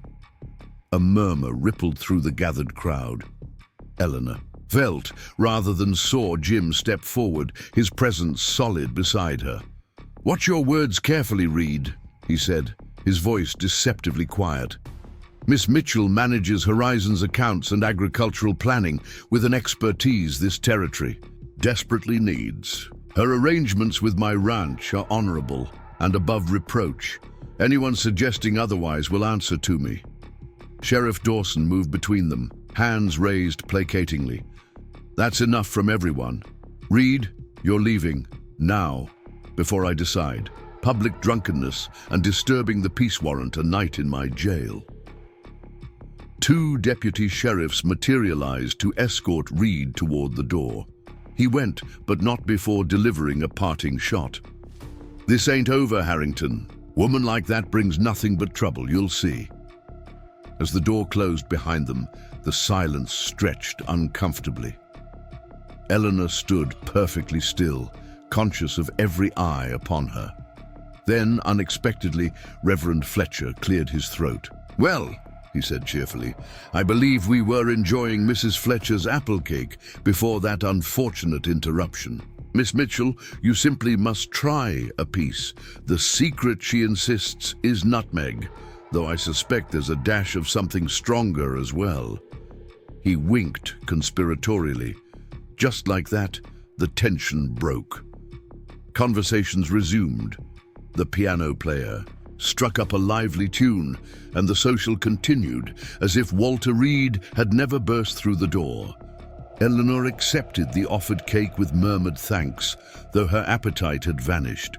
Jim remained at her side, his expression unreadable. "Would you prefer to leave?" he asked quietly. She started to nod, then caught sight of Martha Simmons, watching avidly from across the room. No, she decided, that would only confirm the worst suspicions. We'll stay another hour, dance once more, and leave with dignity intact. A smile tugged at his mouth. You're a strategist, Eleanor Mitchell. Merely practical, she replied. Besides, I haven't tried Mrs. Fletcher's famous apple cake yet.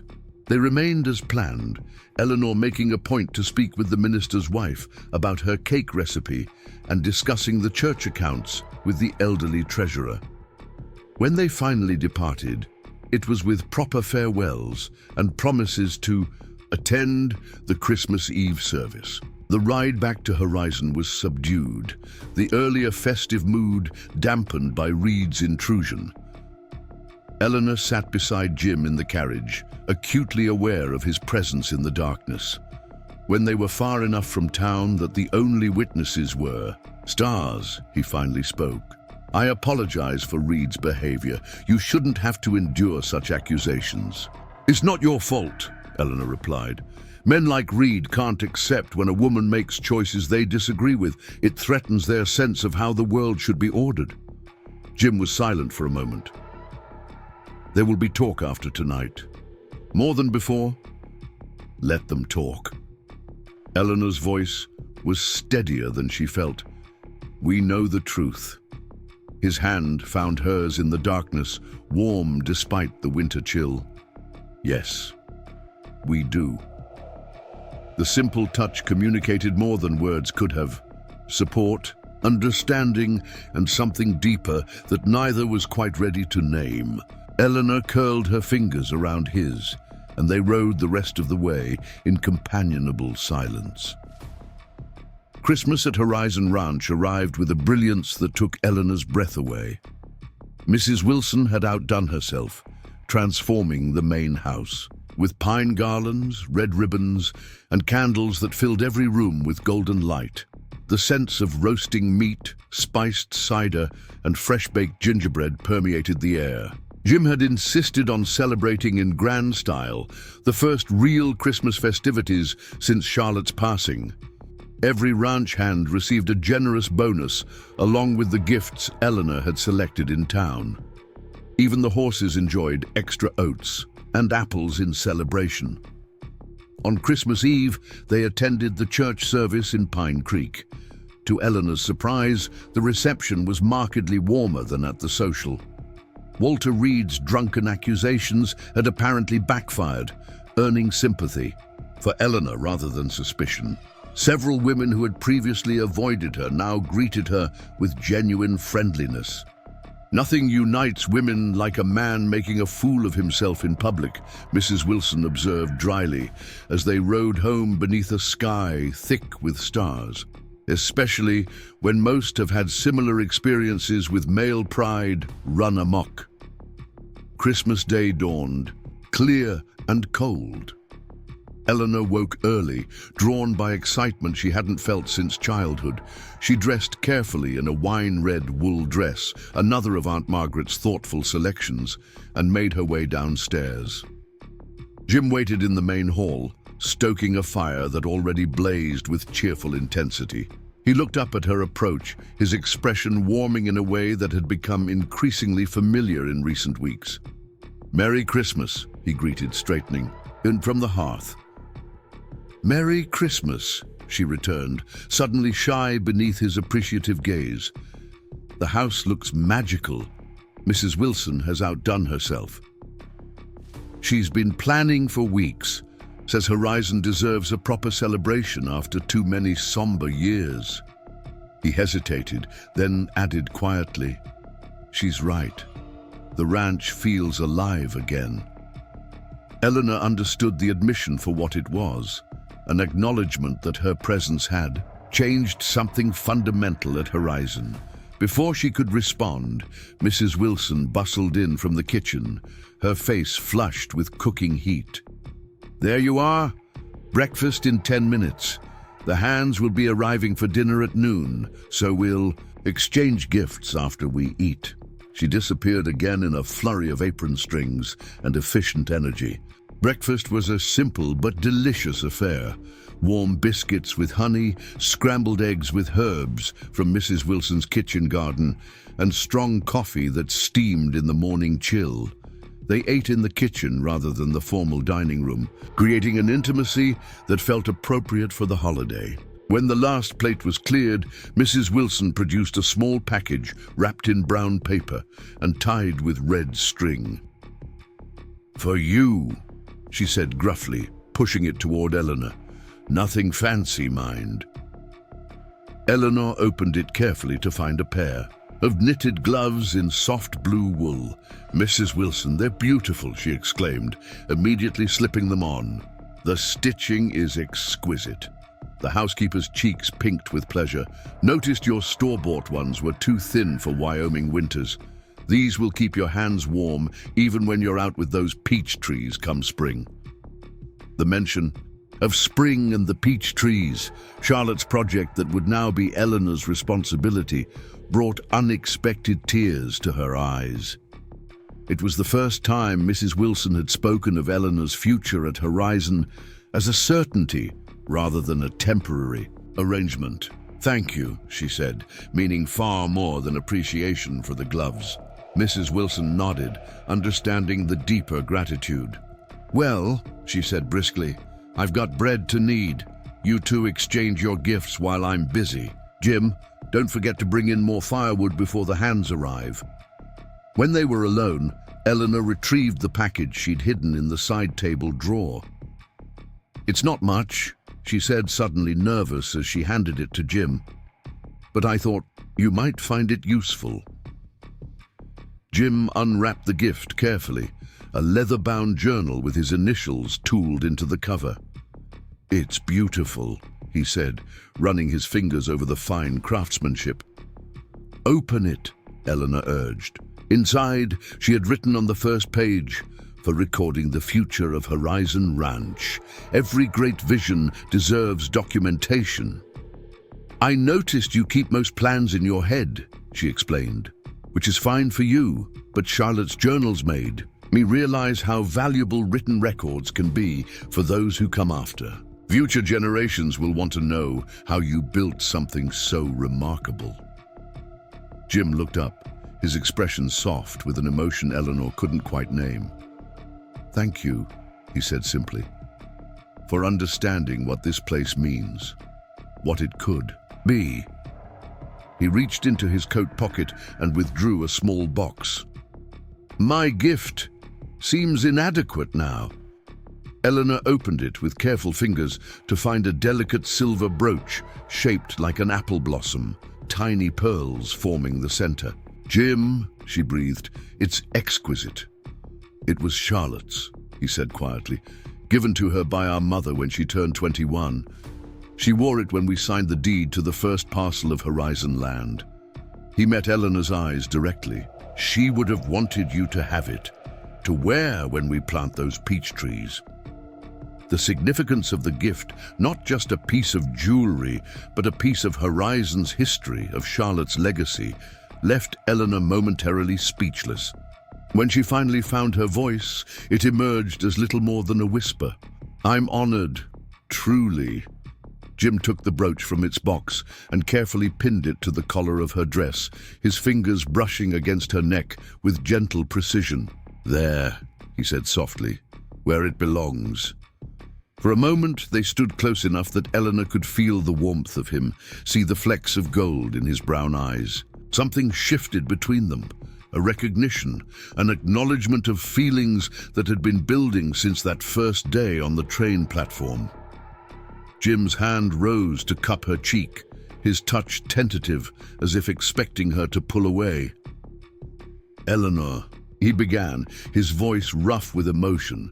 Before he could continue, the front door burst open, admitting a blast of cold air and Ray Thompson's booming voice. "Merry Christmas to Horizon. We come bearing gifts and enormous appetites." The moment shattered, but the warmth in Jim's eyes remained as they turned to greet the arriving ranch hands. Eleanor touched the brooch at her collar, feeling its weight. The weight of history, of belonging, of a future taking shape with each passing day. Christmas dinner was a boisterous affair, with 20 ranch hands crowded around tables pushed together in the main dining room. Mrs. Wilson had prepared a feast that would have impressed Boston's finest hostesses: roast beef, venison, 3 kinds of potatoes, winter vegetables preserved from the fall harvest, and pies enough to satisfy even the hungriest cowboy.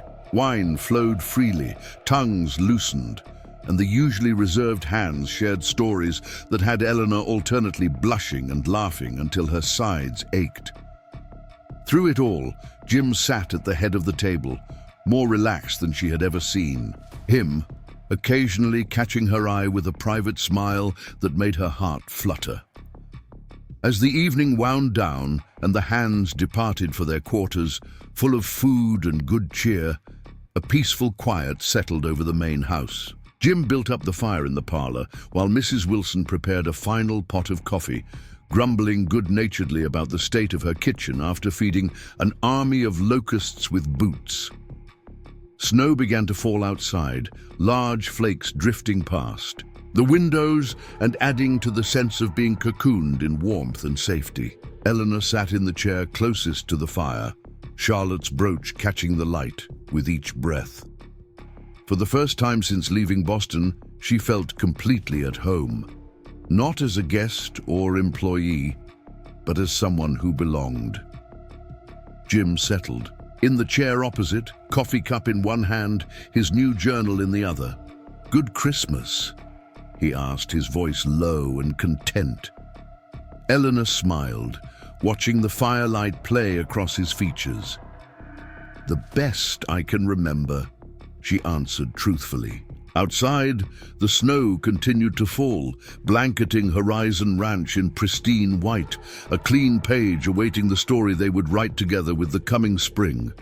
January brought bitter cold that settled over Horizon Ranch like a frozen cloak. Temperatures plummeted so low that breath crystallized mid-air, and the creek froze solid enough for Ray to drive a wagon across it. Eleanor had never experienced such cold, not even during Boston's harshest winters. Each morning, she woke to frost patterns on her window, delicate as lace, but evidence of a punishing climate that tested everyone's endurance.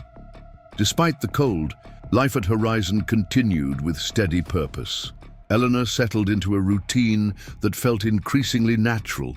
Mornings spent reviewing the account books and planning spring plantings, afternoons often occupied with adapting Charlotte's notes on the orchard expansion into practical implementation plans. In the evenings, she and Jim would sit before the fire in his study, discussing the day's work or reading companionably, the silence between them comfortable rather than strained.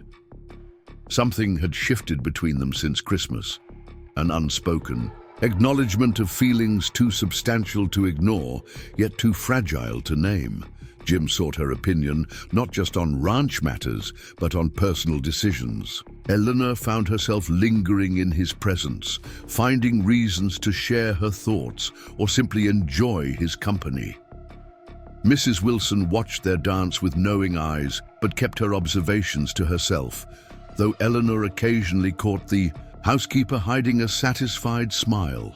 January also brought the first test of Charlotte's theories about the peach orchard. Jim and Eleanor had selected a sheltered southern slope for their experimental plot, and according to Charlotte's detailed notes, January was the time to prepare the soil protection layers that would insulate the future trees from killing frosts. She called it putting the land to bed, Jim explained as they stood on the slope, bundled against the biting wind. Said the ground needed to dream of spring before it could welcome new growth. Eleanor smiled, adjusting her new blue gloves. "Your sister had a poetic streak beneath all that practicality." "Only about the land," Jim replied, his breath clouding before him. "For everything else, she was ruthlessly pragmatic, said sentiment had no place in business decisions.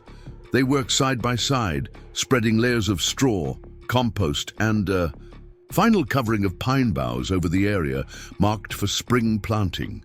The physical labor was demanding, especially in the cold, but Eleanor welcomed it. There was satisfaction in preparing something with her own hands, in having faith that seeds and saplings would eventually thrive, where now there was only frozen earth. As they walked back to the main house, exhausted but pleased with their progress, Jim gestured toward the distant mountains. "Storm coming," he observed. "Big one by the look of those clouds." Eleanor followed his gaze to where dark masses gathered along the western horizon. "How can you tell?" "The air changes, feels heavier despite the cold. And the wildlife knows. Notice how quiet it's gotten. No birds, no movement." He glanced at her with concern. "We should prepare. If it's as bad as I think, we might be snowbound for days." The storm hit that night with a ferocity that made the solid timber house creak and groan. Wind screamed down from the mountains, driving snow against the windows in stinging sheets. By morning, drifts had formed halfway up the first-floor windows, and all paths to the outbuildings had disappeared under a pristine white blanket. "Worst storm in 5 years," Mrs. Wilson declared as she served breakfast to Eleanor and Jim. The ranch hands had been moved into the storage rooms adjacent to the kitchen, too dangerous for them to try reaching the bunkhouse through such conditions. Jim nodded grimly. Ray and I will dig paths to the barn and check on the livestock once this first wave passes. Cattle should be fine in the sheltered valleys, but the horses and milk cows need tending. I'll help, Eleanor offered immediately. Jim looked ready to protest, but seemed to think better of it. An extra pair of hands is always useful, he conceded, but stay close to the buildings. It's easy to get disoriented in a whiteout. By mid-morning, the initial fury had subsided enough for them to venture outside. The cold struck like a physical blow, stealing breath and biting through layers of wool and leather. Eleanor followed Jim and Ray as they carved a narrow path toward the barn, each shovelful of snow requiring significant effort.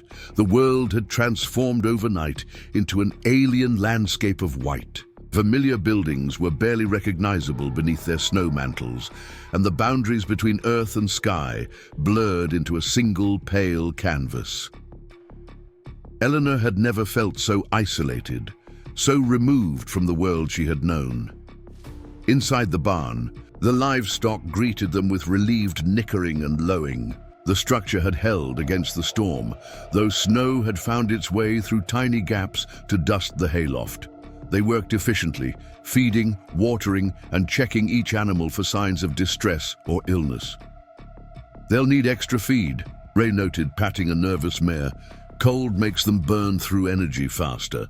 Eleanor stroked the velvet nose of Daisy, the gentle mare who had carried her around Horizon on her first tour. Will the cattle be all right out in the open? They're tougher than they look, Jim assured her. Instinct sends them to sheltered valleys and stands of trees. We'll ride out to check them once the storm passes completely, but they've weathered worse. As they prepared to return to the main house, the relative quiet was shattered by urgent shouts. A young ranch hand, barely 18 and in his first Wyoming winter, burst through the barn doors, his face red with cold and exertion. "Boss, fire in the east storage shed," he gasped. "Lightning struck during the night. It's been smoldering, just broke through." Jim's expression hardened. "Get every able man. Bucket line from the pump to the shed. Move!" They rushed outside to find smoke billowing from the small wooden structure where seed and some equipment were stored. Flames were just beginning to lick at the roof, vivid orange against the white landscape. What followed was a desperate battle against both fire and cold. The ranch hands formed a chain, passing buckets of water from the kitchen pump to the burning shed. Water froze almost instantly upon hitting the frigid air, turning the ground treacherous and coating everyone in a sheen of ice. Eleanor joined without hesitation, her hands numbing despite Mrs. Wilson's wool gloves as she passed heavy buckets down the line. Jim worked at the front, directing water onto the most critical areas, while Ray and two stronger hands smashed a hole in the side wall to reach the heart of the blaze. Smoke choked the air, stinging eyes and lungs. After what seemed like hours, but was likely less than one, Jim called out, "It's contained! Get the damaged seed sacks out before they're ruined completely." Eleanor joined the effort to salvage what they could from the shed's interior.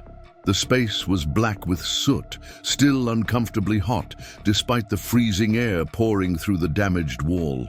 She worked alongside the men, hauling soggy sacks of wheat and corn seed to safety. It was while reaching for a fallen tool that she heard the ominous crack above her. Jim heard it too, his head snapped up, eyes widening as he saw the compromised beam beginning to give way. "Eleanor, out! Now!" he shouted, lunging toward her. She felt his hands on her back, shoving her forcefully toward the door as the beam collapsed.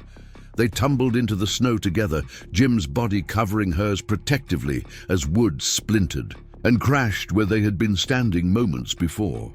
For a heartbeat, they lay still, the shock of the near miss rendering them momentarily immobile. Eleanor could feel the rapid rise and fall of Jim's chest against her back, his breath warm against her ear.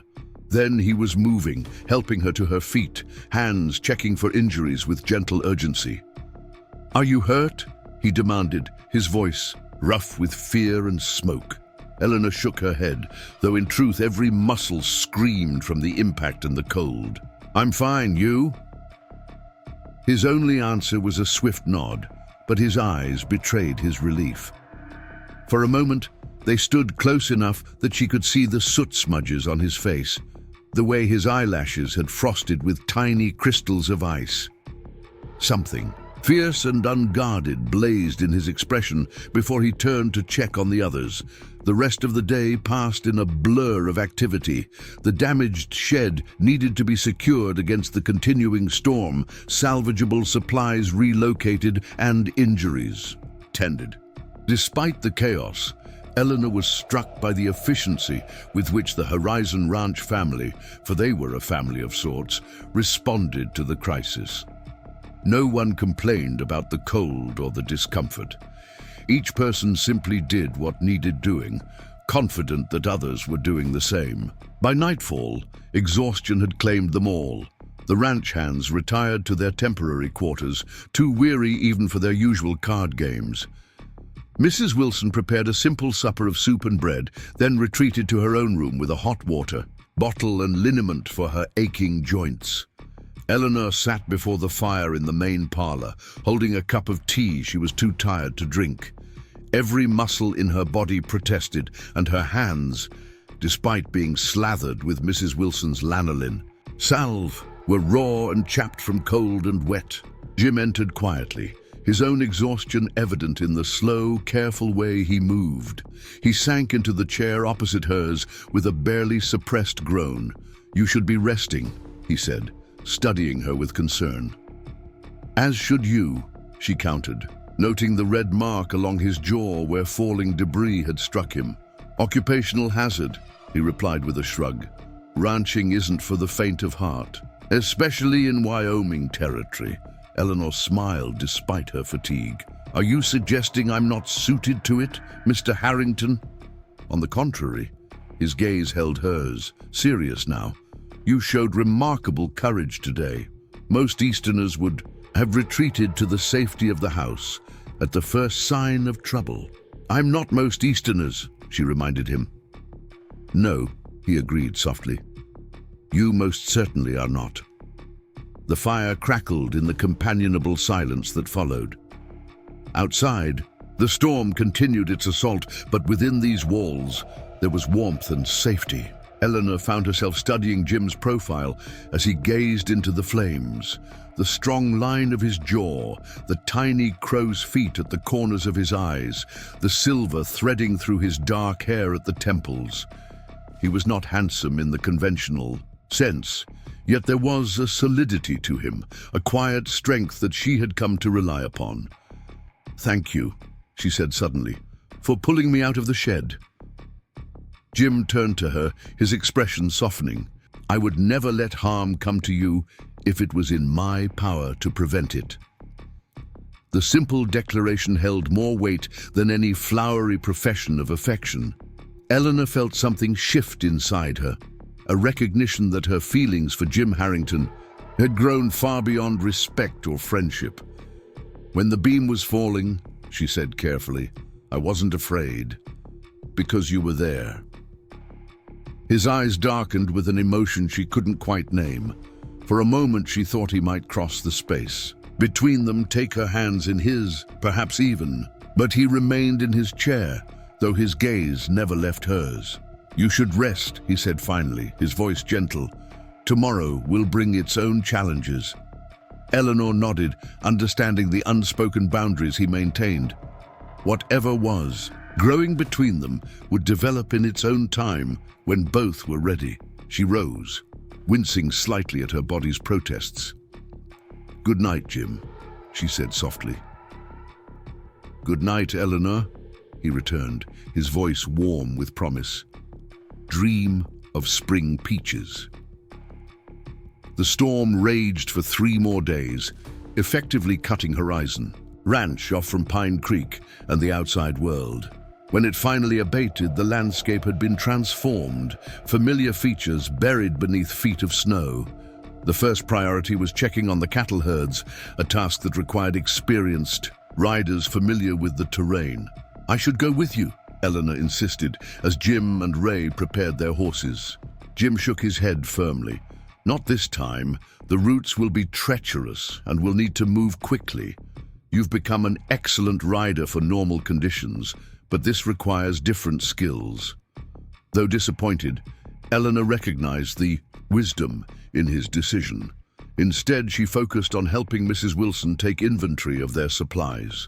The storm had depleted their stores faster than anticipated, and with the roads unlikely to be passable for weeks, careful management would be essential. "We're low on coffee and sugar," Mrs. Wilson noted grimly, "and the flour won't last more than 3 weeks at current consumption." "Could we reduce the bread ration?" Eleanor suggested, reviewing the figures. Mrs. Wilson snorted. "Try telling 20 hungry cowboys they're getting smaller biscuits. We'd have a mutiny by supper time." Eleanor smiled, acknowledging the truth in this. "Then we'll need to send someone to Pine Creek as soon as the trail is passable." "If it becomes passable," the housekeeper corrected. "Some years the high drifts don't clear until March thaw. We might have to get creative with our menus." The cattle check took longer than expected. Eleanor found herself watching the window anxiously as afternoons stretched into evening with no sign of the riders. When they finally returned, cold and exhausted but intact, her relief was palpable. "Lost about 15 head that we could find," Jim reported over a late supper. "Mostly older cows or younger calves. Could have been much worse." "The North Ridge herd moved themselves to Cottonwood Valley," Ray added. "Smart animals. Best natural windbreak on the property." Though the immediate crisis had passed, the impact of the storm continued to shape life at Horizon. Trapped by impassable roads and massive snowdrifts, the ranch became an island unto itself. Days developed a rhythm. Essential chores in the morning, repair work and planning in the afternoons, evenings spent in shared activities that helped combat the isolation. Mrs. Wilson taught Eleanor to knit, though her first attempts produced misshapen scarves that became a source of good-natured teasing from the hands. Jim unearthed a box of books from the attic, novels and poetry that Charlotte had collected over the years. Evenings often found them reading aloud by the fire. Ranch hands and house staff alike gathered to listen to tales of faraway places and times. For Eleanor, these forced close quarters revealed Horizon's true character more clearly than the months preceding. She saw how Jim treated even the youngest, least skilled hand with the same respect he showed Ray or Mrs. Wilson. She witnessed the loyalty his leadership inspired, not through intimidation, but through fairness and shared purpose. And she observed how naturally she herself had been incorporated into this extended family, her opinions valued, her contributions acknowledged. February arrived with marginally milder temperatures but no real thaw. By the 3rd week, supplies had dwindled to concerning levels, and Jim made the decision to attempt the journey to Pine Creek. "Ray and I will take the strongest horses and the large sled," he announced at breakfast. "If we leave at first light, we should reach town by midday, return by tomorrow evening." "I'm coming with you," Eleanor stated firmly. Jim frowned. "It's not necessary." "It is," she interrupted. "I need fabric for curtains in the east rooms, specific threads for mending the ledger bindings, and I'm the only one who knows which agricultural journals you need to order." She held his gaze steadily. "Besides, I haven't left the ranch property in over a month. A change of scenery would be welcome." After a brief standoff, Jim conceded with a nod. "Dress warmly. It'll be colder on the open trail than here at the ranch." The journey to Pine Creek proved challenging, but exhilarating. Eleanor rode behind Jim on the large sleigh, wrapped in fur blankets against the biting wind. The landscape was transformed into undulating waves of white, trees standing like sentinels with their branches heavy under snow burdens. Despite the difficulties, Eleanor found herself marveling at the raw beauty of Wyoming in winter, harsh and uncompromising, but magnificent in its purity. Pine Creek appeared on the horizon like a distant mirage, smoke from chimneys the only movement in an otherwise still tableau. As they drew closer, signs of life emerged.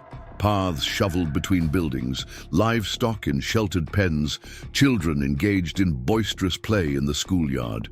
Word of their arrival spread quickly. By the time they reached the general store, several townspeople had gathered to greet them, eager for news from the outlying areas. "Harrington! Thought you might have frozen solid out there at Horizon," the blacksmith called jovially. "How'd you fare in the big blow?" As Jim exchanged information about storm damage and livestock losses, Eleanor entered the store to begin their extensive shopping. Mrs. Peterson greeted her with unexpected warmth. "Miss Mitchell, what a relief to see you well. We've been worried." "About Horizon, cut off as you've been." Eleanor smiled, removing her gloves. "It's been challenging, but we managed. Though our coffee supply has reached critical levels, according to Mrs. Wilson." Mrs. Peterson laughed, already moving to gather the requested items. "Heaven forbid the ranch runs out of coffee. I've seen grown men weep over less." She leaned closer, her voice dropping confidentially. "I should tell you, there's been talk since the storm. Walter Reed's farm took a bad hit, lost most of his winter wheat under ice, and nearly all his cattle. Man's in desperate straits." Eleanor absorbed this news with mixed emotions. While she couldn't wish such misfortune on anyone, Reed's hostility had created real problems for her and for Horizon. "I'm sorry to hear that," she said carefully. "Word is, he's been drowning his sorrows at the Silver Dollar most nights," Mrs. Peterson continued, "blaming everyone but himself, of course, particularly you and Mr. Harrington." She patted Eleanor's hand. "Just thought you should know. Best be careful while you're in town." Eleanor thanked her for the warning, then proceeded with her shopping with heightened awareness. As she selected fabric for the curtains she'd promised to make for the east-facing bedrooms, she felt, rather than saw, someone enter the store. The sudden silence among the other shoppers alerted her before she turned to find Walter Reed standing just inside the door. He looked significantly worse than when she'd last seen him at the church social. His clothes hung loosely on his frame, his face was gaunt beneath an unkempt beard, and his eyes burned with a feverish intensity that made Eleanor instinctively step back. "Well, well," he slurred, though it was barely past noon. "The Boston lady graces our humble town with her presence." His gaze traveled over her with uncomfortable intensity. "Looking mighty fine for someone who's been snowed in. Harrington must be treating you well." Eleanor maintained her composure with effort. "Mr. Reed," she acknowledged coolly, "I'm simply purchasing supplies, if you'll excuse me." She turned back to the fabric bolts, hoping he would take the hint. Instead, he moved closer, his breath sour with cheap whiskey. "Heard you've taken over running Horizon, giving orders, making decisions." He spat the words like accusations. "Exactly what you tried to do to my farm before I showed you your place." Eleanor's spine stiffened. "My place, Mr. Reed, is wherever I choose to apply my abilities. At Horizon Ranch, those abilities are valued rather than feared." Reed's face darkened, but before he could respond, the store door opened again, admitting Jim. He took in the situation at a glance, his expression hardening as he moved to Eleanor's side. "Problem here?" he asked quietly, though the question was clearly directed at Reed. "No problem," Reed muttered, though his posture remained hostile. "Just catching up with the lady who was supposed to be my wife." "Miss Mitchell has made her choice clear," Jim replied, his voice level but carrying an unmistakable warning. "I suggest you respect it." For a moment, tension crackled between the two men. Then Reed's shoulders slumped, the fight seeming to drain from him. "Doesn't matter anyway," he said bitterly. "Farms finished after the storm, banks foreclosing end of the month." Despite her history with Reed, Eleanor felt a pang of sympathy. Losing one's livelihood and home was a harsh fate, regardless of personal antipathy. "I'm sorry to hear that," Jim said, surprising Eleanor with his sincerity. "Have you considered heading south? I hear the Colorado territories weren't hit as hard." Reed shrugged listlessly. "Might. Got no reason to stay in this godforsaken place." His bloodshot eyes fixed on Eleanor once more. "Especially with the constant reminder of how wrong I was." He left without further comment. The bell, above the door, jangling discordantly in his wake. Eleanor released a breath she hadn't realized she was holding. "Are you all right?" Jim asked, concern evident in his eyes. "Yes," she assured him, though her heart still raced. "He seems diminished." Jim nodded grimly. "Failure can break a man if he's not careful." Reed wasn't built for the hardships of Wyoming. As they completed their purchases and prepared to return to Horizon, Eleanor found herself reflecting on the fragility of frontier dreams. So many came west with grand visions, only to be defeated by the harsh realities of a land that demanded more than many could give. She had been fortunate. Her rejected marriage had led her to Horizon, to purpose, to Jim. Walter Reed had found only loss and bitterness. They spent the night at Pine Creek's small hotel, the roads being too dangerous to navigate after dark. Despite Mrs. Peterson's assurances that Reed rarely left the saloon before midnight, Jim insisted on taking adjoining rooms and checking the locks twice. "I don't think he's a physical threat," Eleanor said as they sat in the hotel's dining room for a simple supper. "Perhaps not deliberately," Jim conceded, "but desperate men make unpredictable choices. Better safe than sorry." The next morning brought clear skies and slightly milder temperatures. They loaded their supplies onto the sleigh under the curious eyes of Pine Creek's early risers. Eleanor noticed the glances had changed somewhat.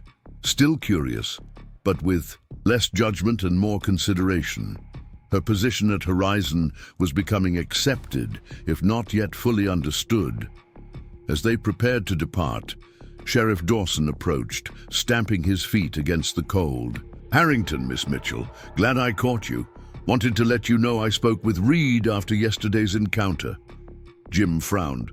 "Was that necessary?" "Man was making threats at the saloon last night. Nothing specific, but enough to concern me." The sheriff tugged at his mustache. "I made it clear that any trouble involving Horizon Ranch or Miss Mitchell would result in immediate jail time." "Think he heard me, but..."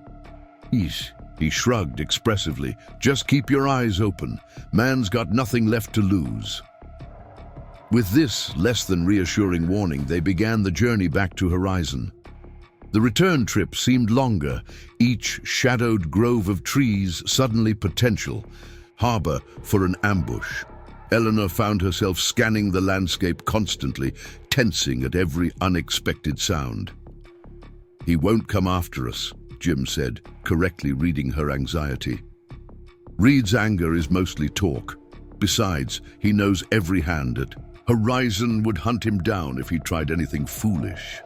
Eleanor nodded, though the unease persisted. Not fear for herself, precisely, but a nagging sense that their story with Walter Reed remained unfinished.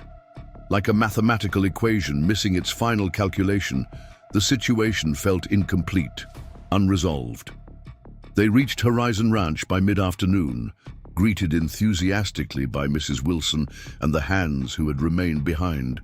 As they unloaded supplies and shared news from town, life quickly returned to its normal rhythms. The encounter with Reed faded into the background of more immediate concerns. Inventory to sort, letters to write, preparations for the eventual spring thaw. February yielded gradually to March, bringing longer days and hints of milder weather. The massive snowdrifts began to shrink, revealing the ranch buildings more fully. Patches of earth appeared on south-facing slopes, dark against the remaining white. The creek ice thinned enough in places to hear water moving beneath. With spring approaching, activity at horizon intensified. The test plot for Charlotte's peach. Trees required final preparation before planting. Cattle needed attention as calving season approached. Seeds required sorting, equipment needed repair, and 1,000 other tasks demanded completion before the land awakened fully. Eleanor threw herself into the work with enthusiasm, her body growing stronger from physical labor, her mind stimulated by the challenges of applying theoretical knowledge to practical situations. She often worked alongside Jim, their partnership, deepening with each shared task and problem solved. One evening in mid-March, as they sat in his study, reviewing the revised planting schedule, Jim set down his pen and regarded her thoughtfully. "You've transformed Horizon," he said quietly, "in ways I never anticipated when I offered you shelter that day at the station." Eleanor smiled, touched by his acknowledgement. "The ranch has transformed me as well. I came west expecting to be a farmer's wife, managing a modest household. Instead, I'm calculating crop yields and designing irrigation systems." "Regrets?" Jim asked, watching her closely. "Not one," she replied without hesitation. "Though I do wonder sometimes what would have happened if Walter Reed had welcomed rather than rejected me that day." Jim's expression darkened slightly at Reed's name. "I prefer not to imagine that particular alternative." The quiet intensity in his voice made Eleanor's breath catch. They had grown closer over the winter months, their connection deepening through shared work and challenges overcome together. Yet neither had spoken openly of the feelings developing between them. Eleanor had respected Jim's careful boundaries, understanding his reluctance to complicate their working relationship or perhaps to risk his heart again after past losses. But as spring approached, bringing new beginnings to the land, she found herself increasingly unwilling to leave important things unsaid. Life on the frontier had taught her the value of directness, of seizing opportunities rather than waiting for perfect moments that might never arrive. "Jim," she began carefully, "these past months at Horizon have been the most fulfilling of my life. Not just the work, though that brings me great satisfaction, but—" She hesitated, then continued, with characteristic forthrightness, "but being here with you." He sat very still, his eyes never leaving hers. "Eleanor." Before he could continue, the study door burst open. Ray Thompson stood in the doorway, his expression grim. "Boss, we've got trouble.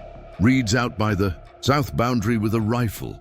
Says he wants to talk to Miss Mitchell or he starts shooting livestock." Jim was on his feet instantly, his face hardening into lines Eleanor had never seen before. "Get the men, armed but discreet. No one approaches until I give the word." "Jim, no!" Eleanor protested, rising as well. "This is about me. Let me speak with him." "Absolutely not," Jim replied, his tone brooking no argument. "The man's armed and desperate. I won't risk your safety." "And I won't have bloodshed because of me," she countered. "Walter Reed was hurt by my rejection, then by seeing me succeed where he failed. His grievance is with me, not with Horizon." Jim gripped her shoulders, his eyes intense. "Listen to me. A man with a rifle and wounded pride is not rational.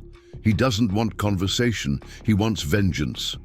"Then let me try to disarm the situation before it escalates," Eleanor insisted. "I'll keep my distance. You and the men can be positioned nearby, but let me try, Jim. Please." For a long moment he searched her face, conflict evident in his expression. Finally, he released her with obvious reluctance. "You stay on the porch. Ray and I will bring him to the yard. You don't step off the porch for any reason. Understood?" Eleanor nodded, relief mixed with apprehension. "Understood."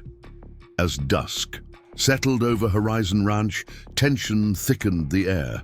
Mrs. Wilson stood silently on the porch beside Eleanor, a shotgun held with casual competence at her side. Ranch hands positioned themselves strategically around the yard, weapons ready but not prominently displayed. Jim and Ray had ridden out to the south boundary almost an hour ago. The waiting stretched Eleanor's nerves to breaking point. Each minute an eternity of imagined scenarios and second thoughts. Had she been right to insist on facing Reed, or had her confidence placed Jim and others in needless danger? Finally, the sound of approaching horses broke the silence. Jim and Ray appeared first, their expressions grave. Behind them rode Walter Reed, his unkempt appearance even more pronounced than in town. He sat slumped in the saddle, rifle secured in Ray's possession rather than his own. They drew to a halt in the yard. Jim dismounted fluidly, positioning himself between Reed and the porch where Eleanor stood. Reed remained on horseback, swaying slightly, his bloodshot eyes finding Eleanor with unsettling intensity. "You wanted to speak with Miss Mitchell," Jim said, his voice carrying clearly in the still evening air. "Here she is.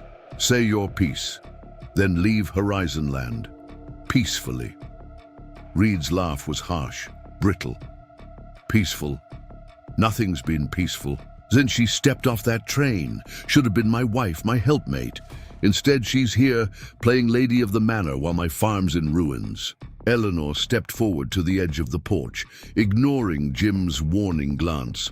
"Mr. Reed, I regret your misfortunes, truly, but they were not of my making. The storm that damaged your farm affected all properties in the region. But not all equally," Reed spat. "Horizon stands strong, while I lose everything. That's not natural justice. It's the result of preparation, good management, and a dedicated workforce," Eleanor replied evenly. "The same qualities you rejected when you dismissed me at the station." Reed's face contorted. "You were supposed to obey, not challenge. A wife follows her husband's lead." "I was seeking a partnership," Eleanor said firmly, "as was made clear in our correspondence. When you realized I had a mind of my own, you chose to end our arrangement. That was your right, just as it was my right to accept Mr. Harrington's offer of employment." "Employment," Reed sneered, glancing at Jim. "That what they're calling it these days?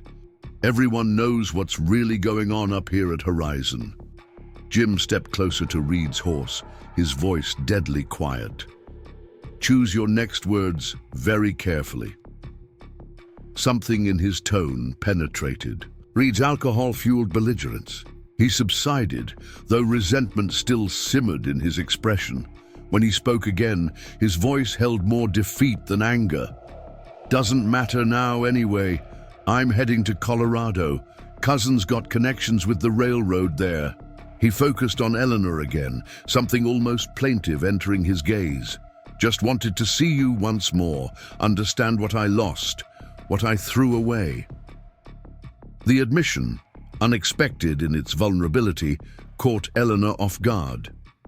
For the first time, she glimpsed the human being beneath the anger and resentment, a man facing the consequences of his choices, trying to make sense of his failures. "I hope you find what you're looking for in Colorado, Mr. Reed," she said genuinely. "Sometimes what seems like an ending is actually the beginning of a better path."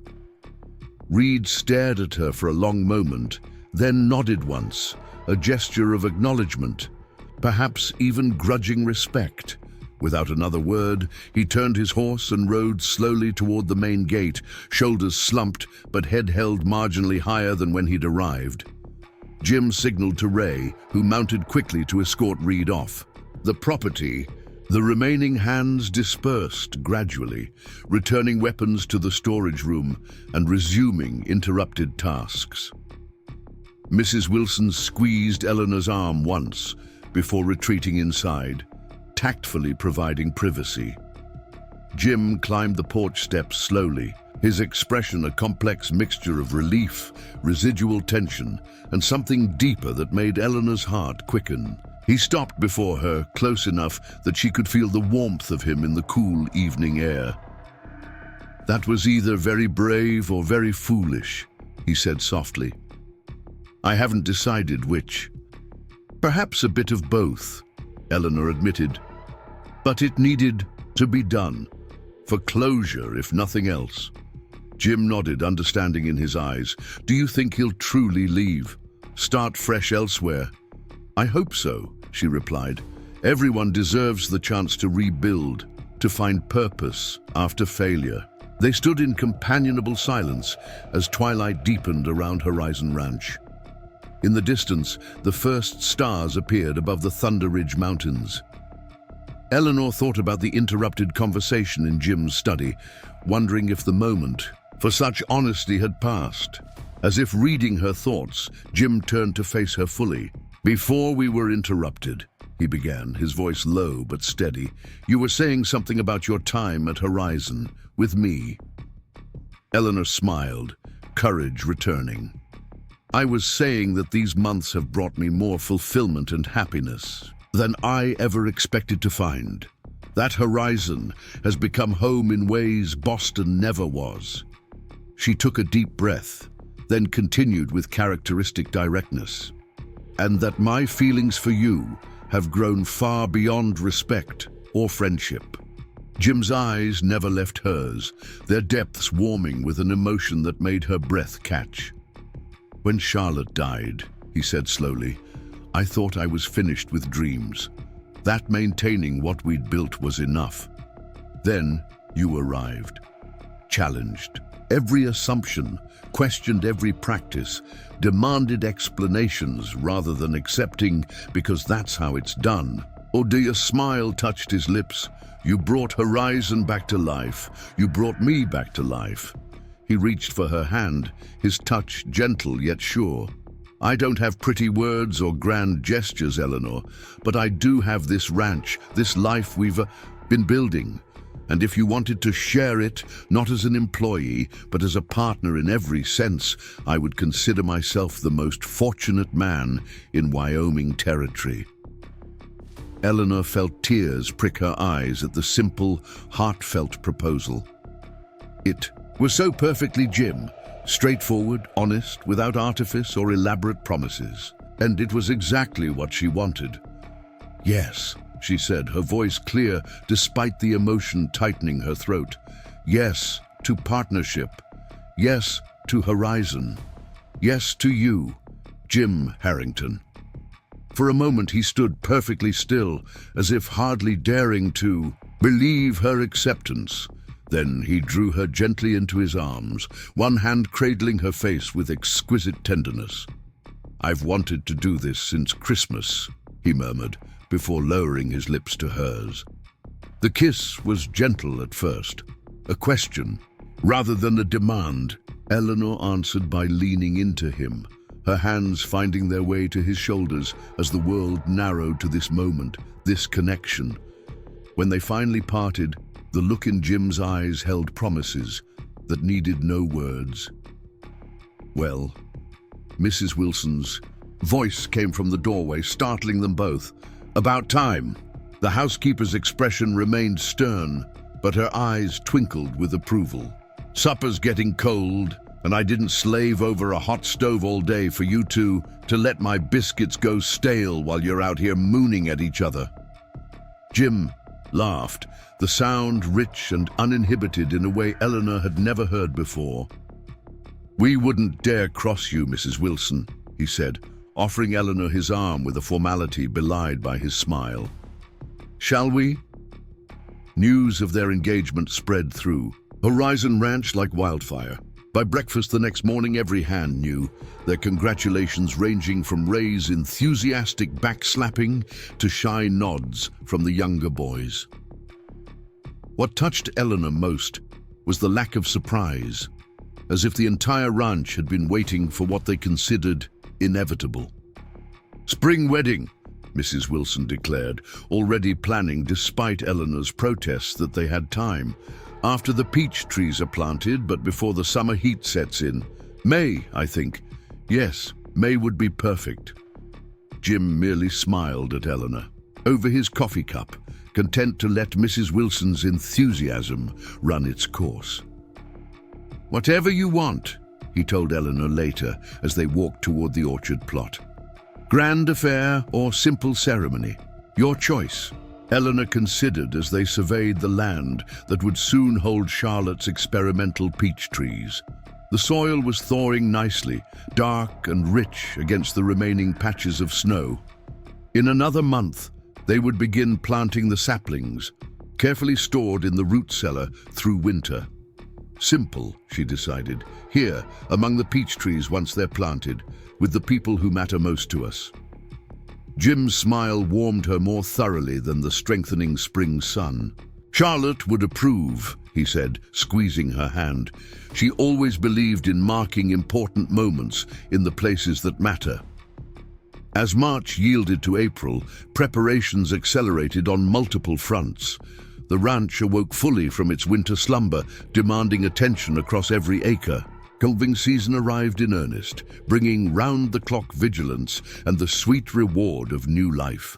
The hands repaired winter damage to fences and outbuildings, while Jim and Eleanor finalized expanded grazing plans for the growing herd.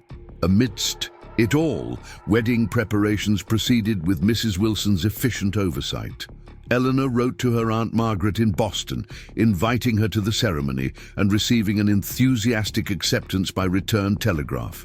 Word spread through Pine Creek, generating a flurry of unexpected but mostly sincere congratulations. Martha Simmons, of course, remained a holdout.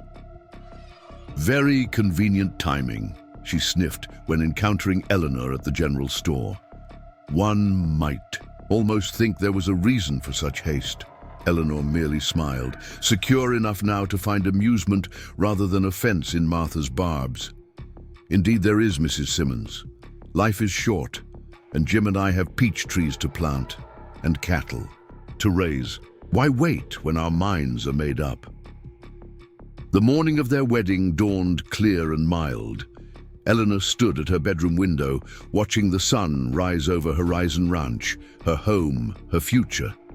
Below, ranch hands moved with purpose, completing morning chores with extra efficiency to allow time for celebration later. A soft knock at her door announced Mrs. Wilson, bearing a breakfast tray and a surprisingly misty expression. "Can't have you fainting from hunger before you say your vows," she declared, setting down coffee and fresh biscuits. "Though I don't know why I'm fussing. You've got more sense than most brides, not starving yourself to fit some ridiculous dress." Eleanor smiled, genuinely touched by the housekeeper's gruff affection. She had indeed chosen practicality over convention for her wedding attire, a new gown of soft blue wool, beautifully tailored, but designed for the realities of an outdoor ceremony on a working ranch. "Has my aunt arrived?" she asked, accepting the coffee gratefully. "Getting settled in the blue room," Mrs. Wilson confirmed. "Sharp woman. Asked more intelligent questions about ranch operations in 5 minutes than most visitors manage in a week. I see where you get it from." The comment, delivered with Mrs. Wilson's characteristic bluntness, was perhaps the highest compliment the housekeeper could bestow. Eleanor treasured it accordingly. By mid-morning, guests had begun to arrive. Neighboring ranchers, the minister and his wife, shopkeepers from Pine Creek with whom Horizon did regular business. Even Sheriff Dawson made an appearance, his badge polished and his manner unusually formal. Jim had been banished to the bunkhouse to dress, a tradition Mrs. Wilson insisted upon despite Eleanor's practical objections. "Some things are done proper, education and assertiveness notwithstanding," the housekeeper had declared. "Man shouldn't see his bride till she walks to him. That's just the way of it." So Eleanor dressed with her aunt's assistance, the older woman's eyes bright with pride and barely contained tears. Margaret Mitchell was a handsome woman of 60, her grey-streaked hair arranged in a no-nonsense style that matched her practical nature. She had raised Eleanor after her parents' deaths, encouraging her intellectual pursuits when others counseled more traditional feminine accomplishments. Your parents would be so proud, Margaret said, carefully pinning Charlotte's apple. Blossom broached to Eleanor's collar, not just of the marriage, but of the woman you've become, strong, independent, valued for your mind and capabilities. Eleanor hugged her aunt tightly. I wouldn't have had the courage to come west without your support, or the confidence to stand my ground when things didn't go as planned. Margaret smiled, adjusting a stray lock of Eleanor's hair. Oh, I think you would have. You've always had more backbone than sense, even as a child.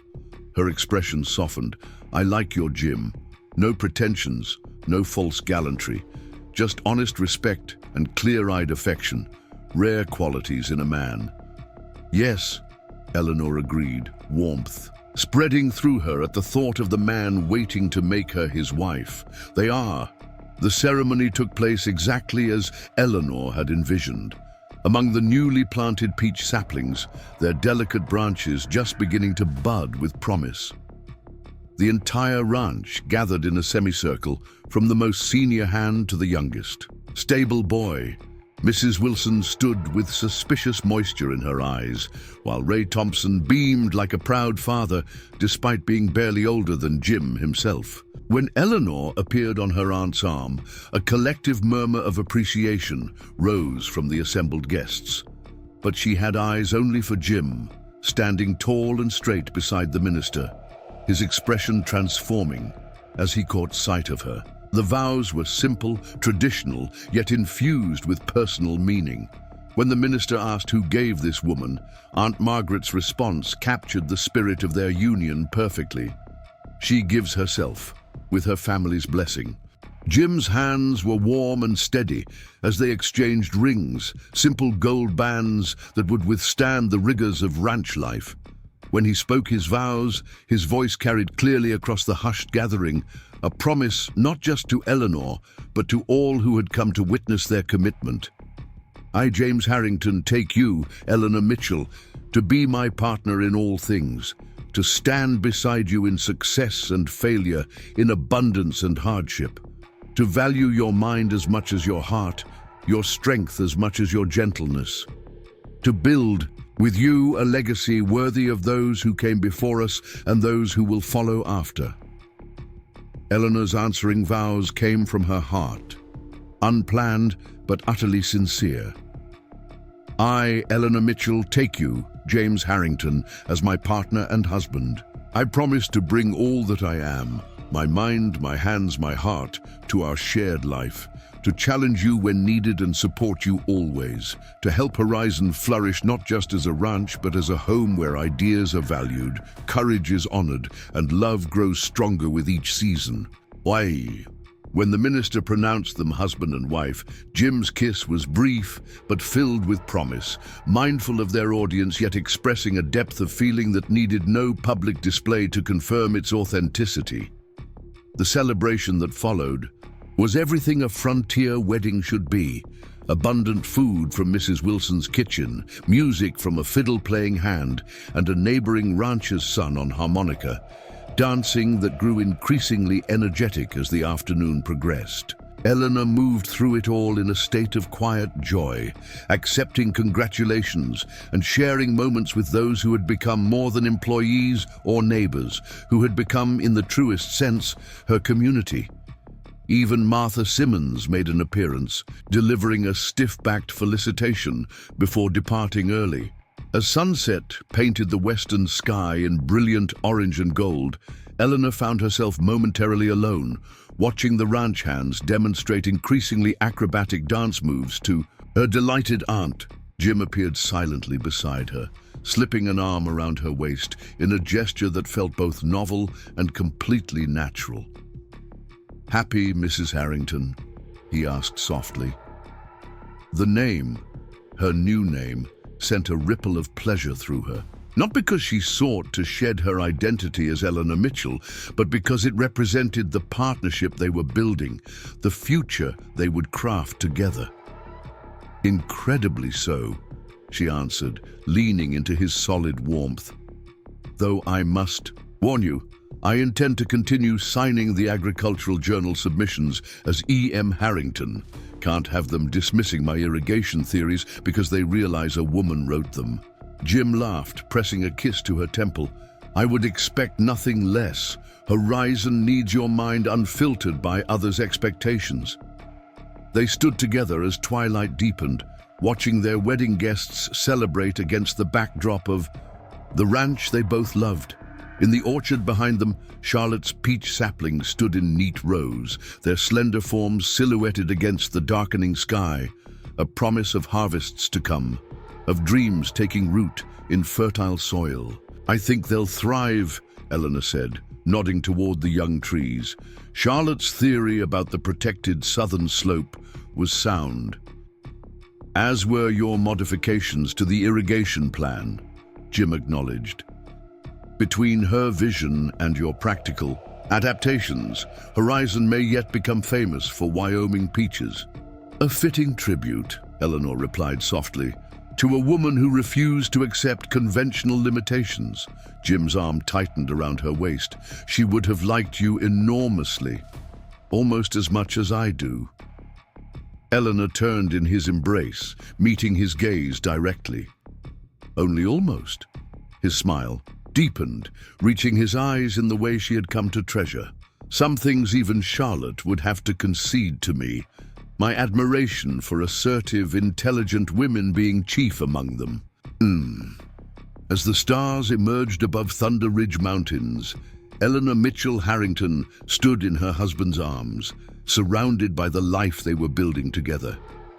She thought of the mail-order bride agreement that had brought her west, of Walter Reed's rejection that had seemed like disaster, of the unexpected path that had led her to this moment. Sometimes, she reflected, the greatest journeys begin with a wrong turn, a closed door, a seeming misfortune.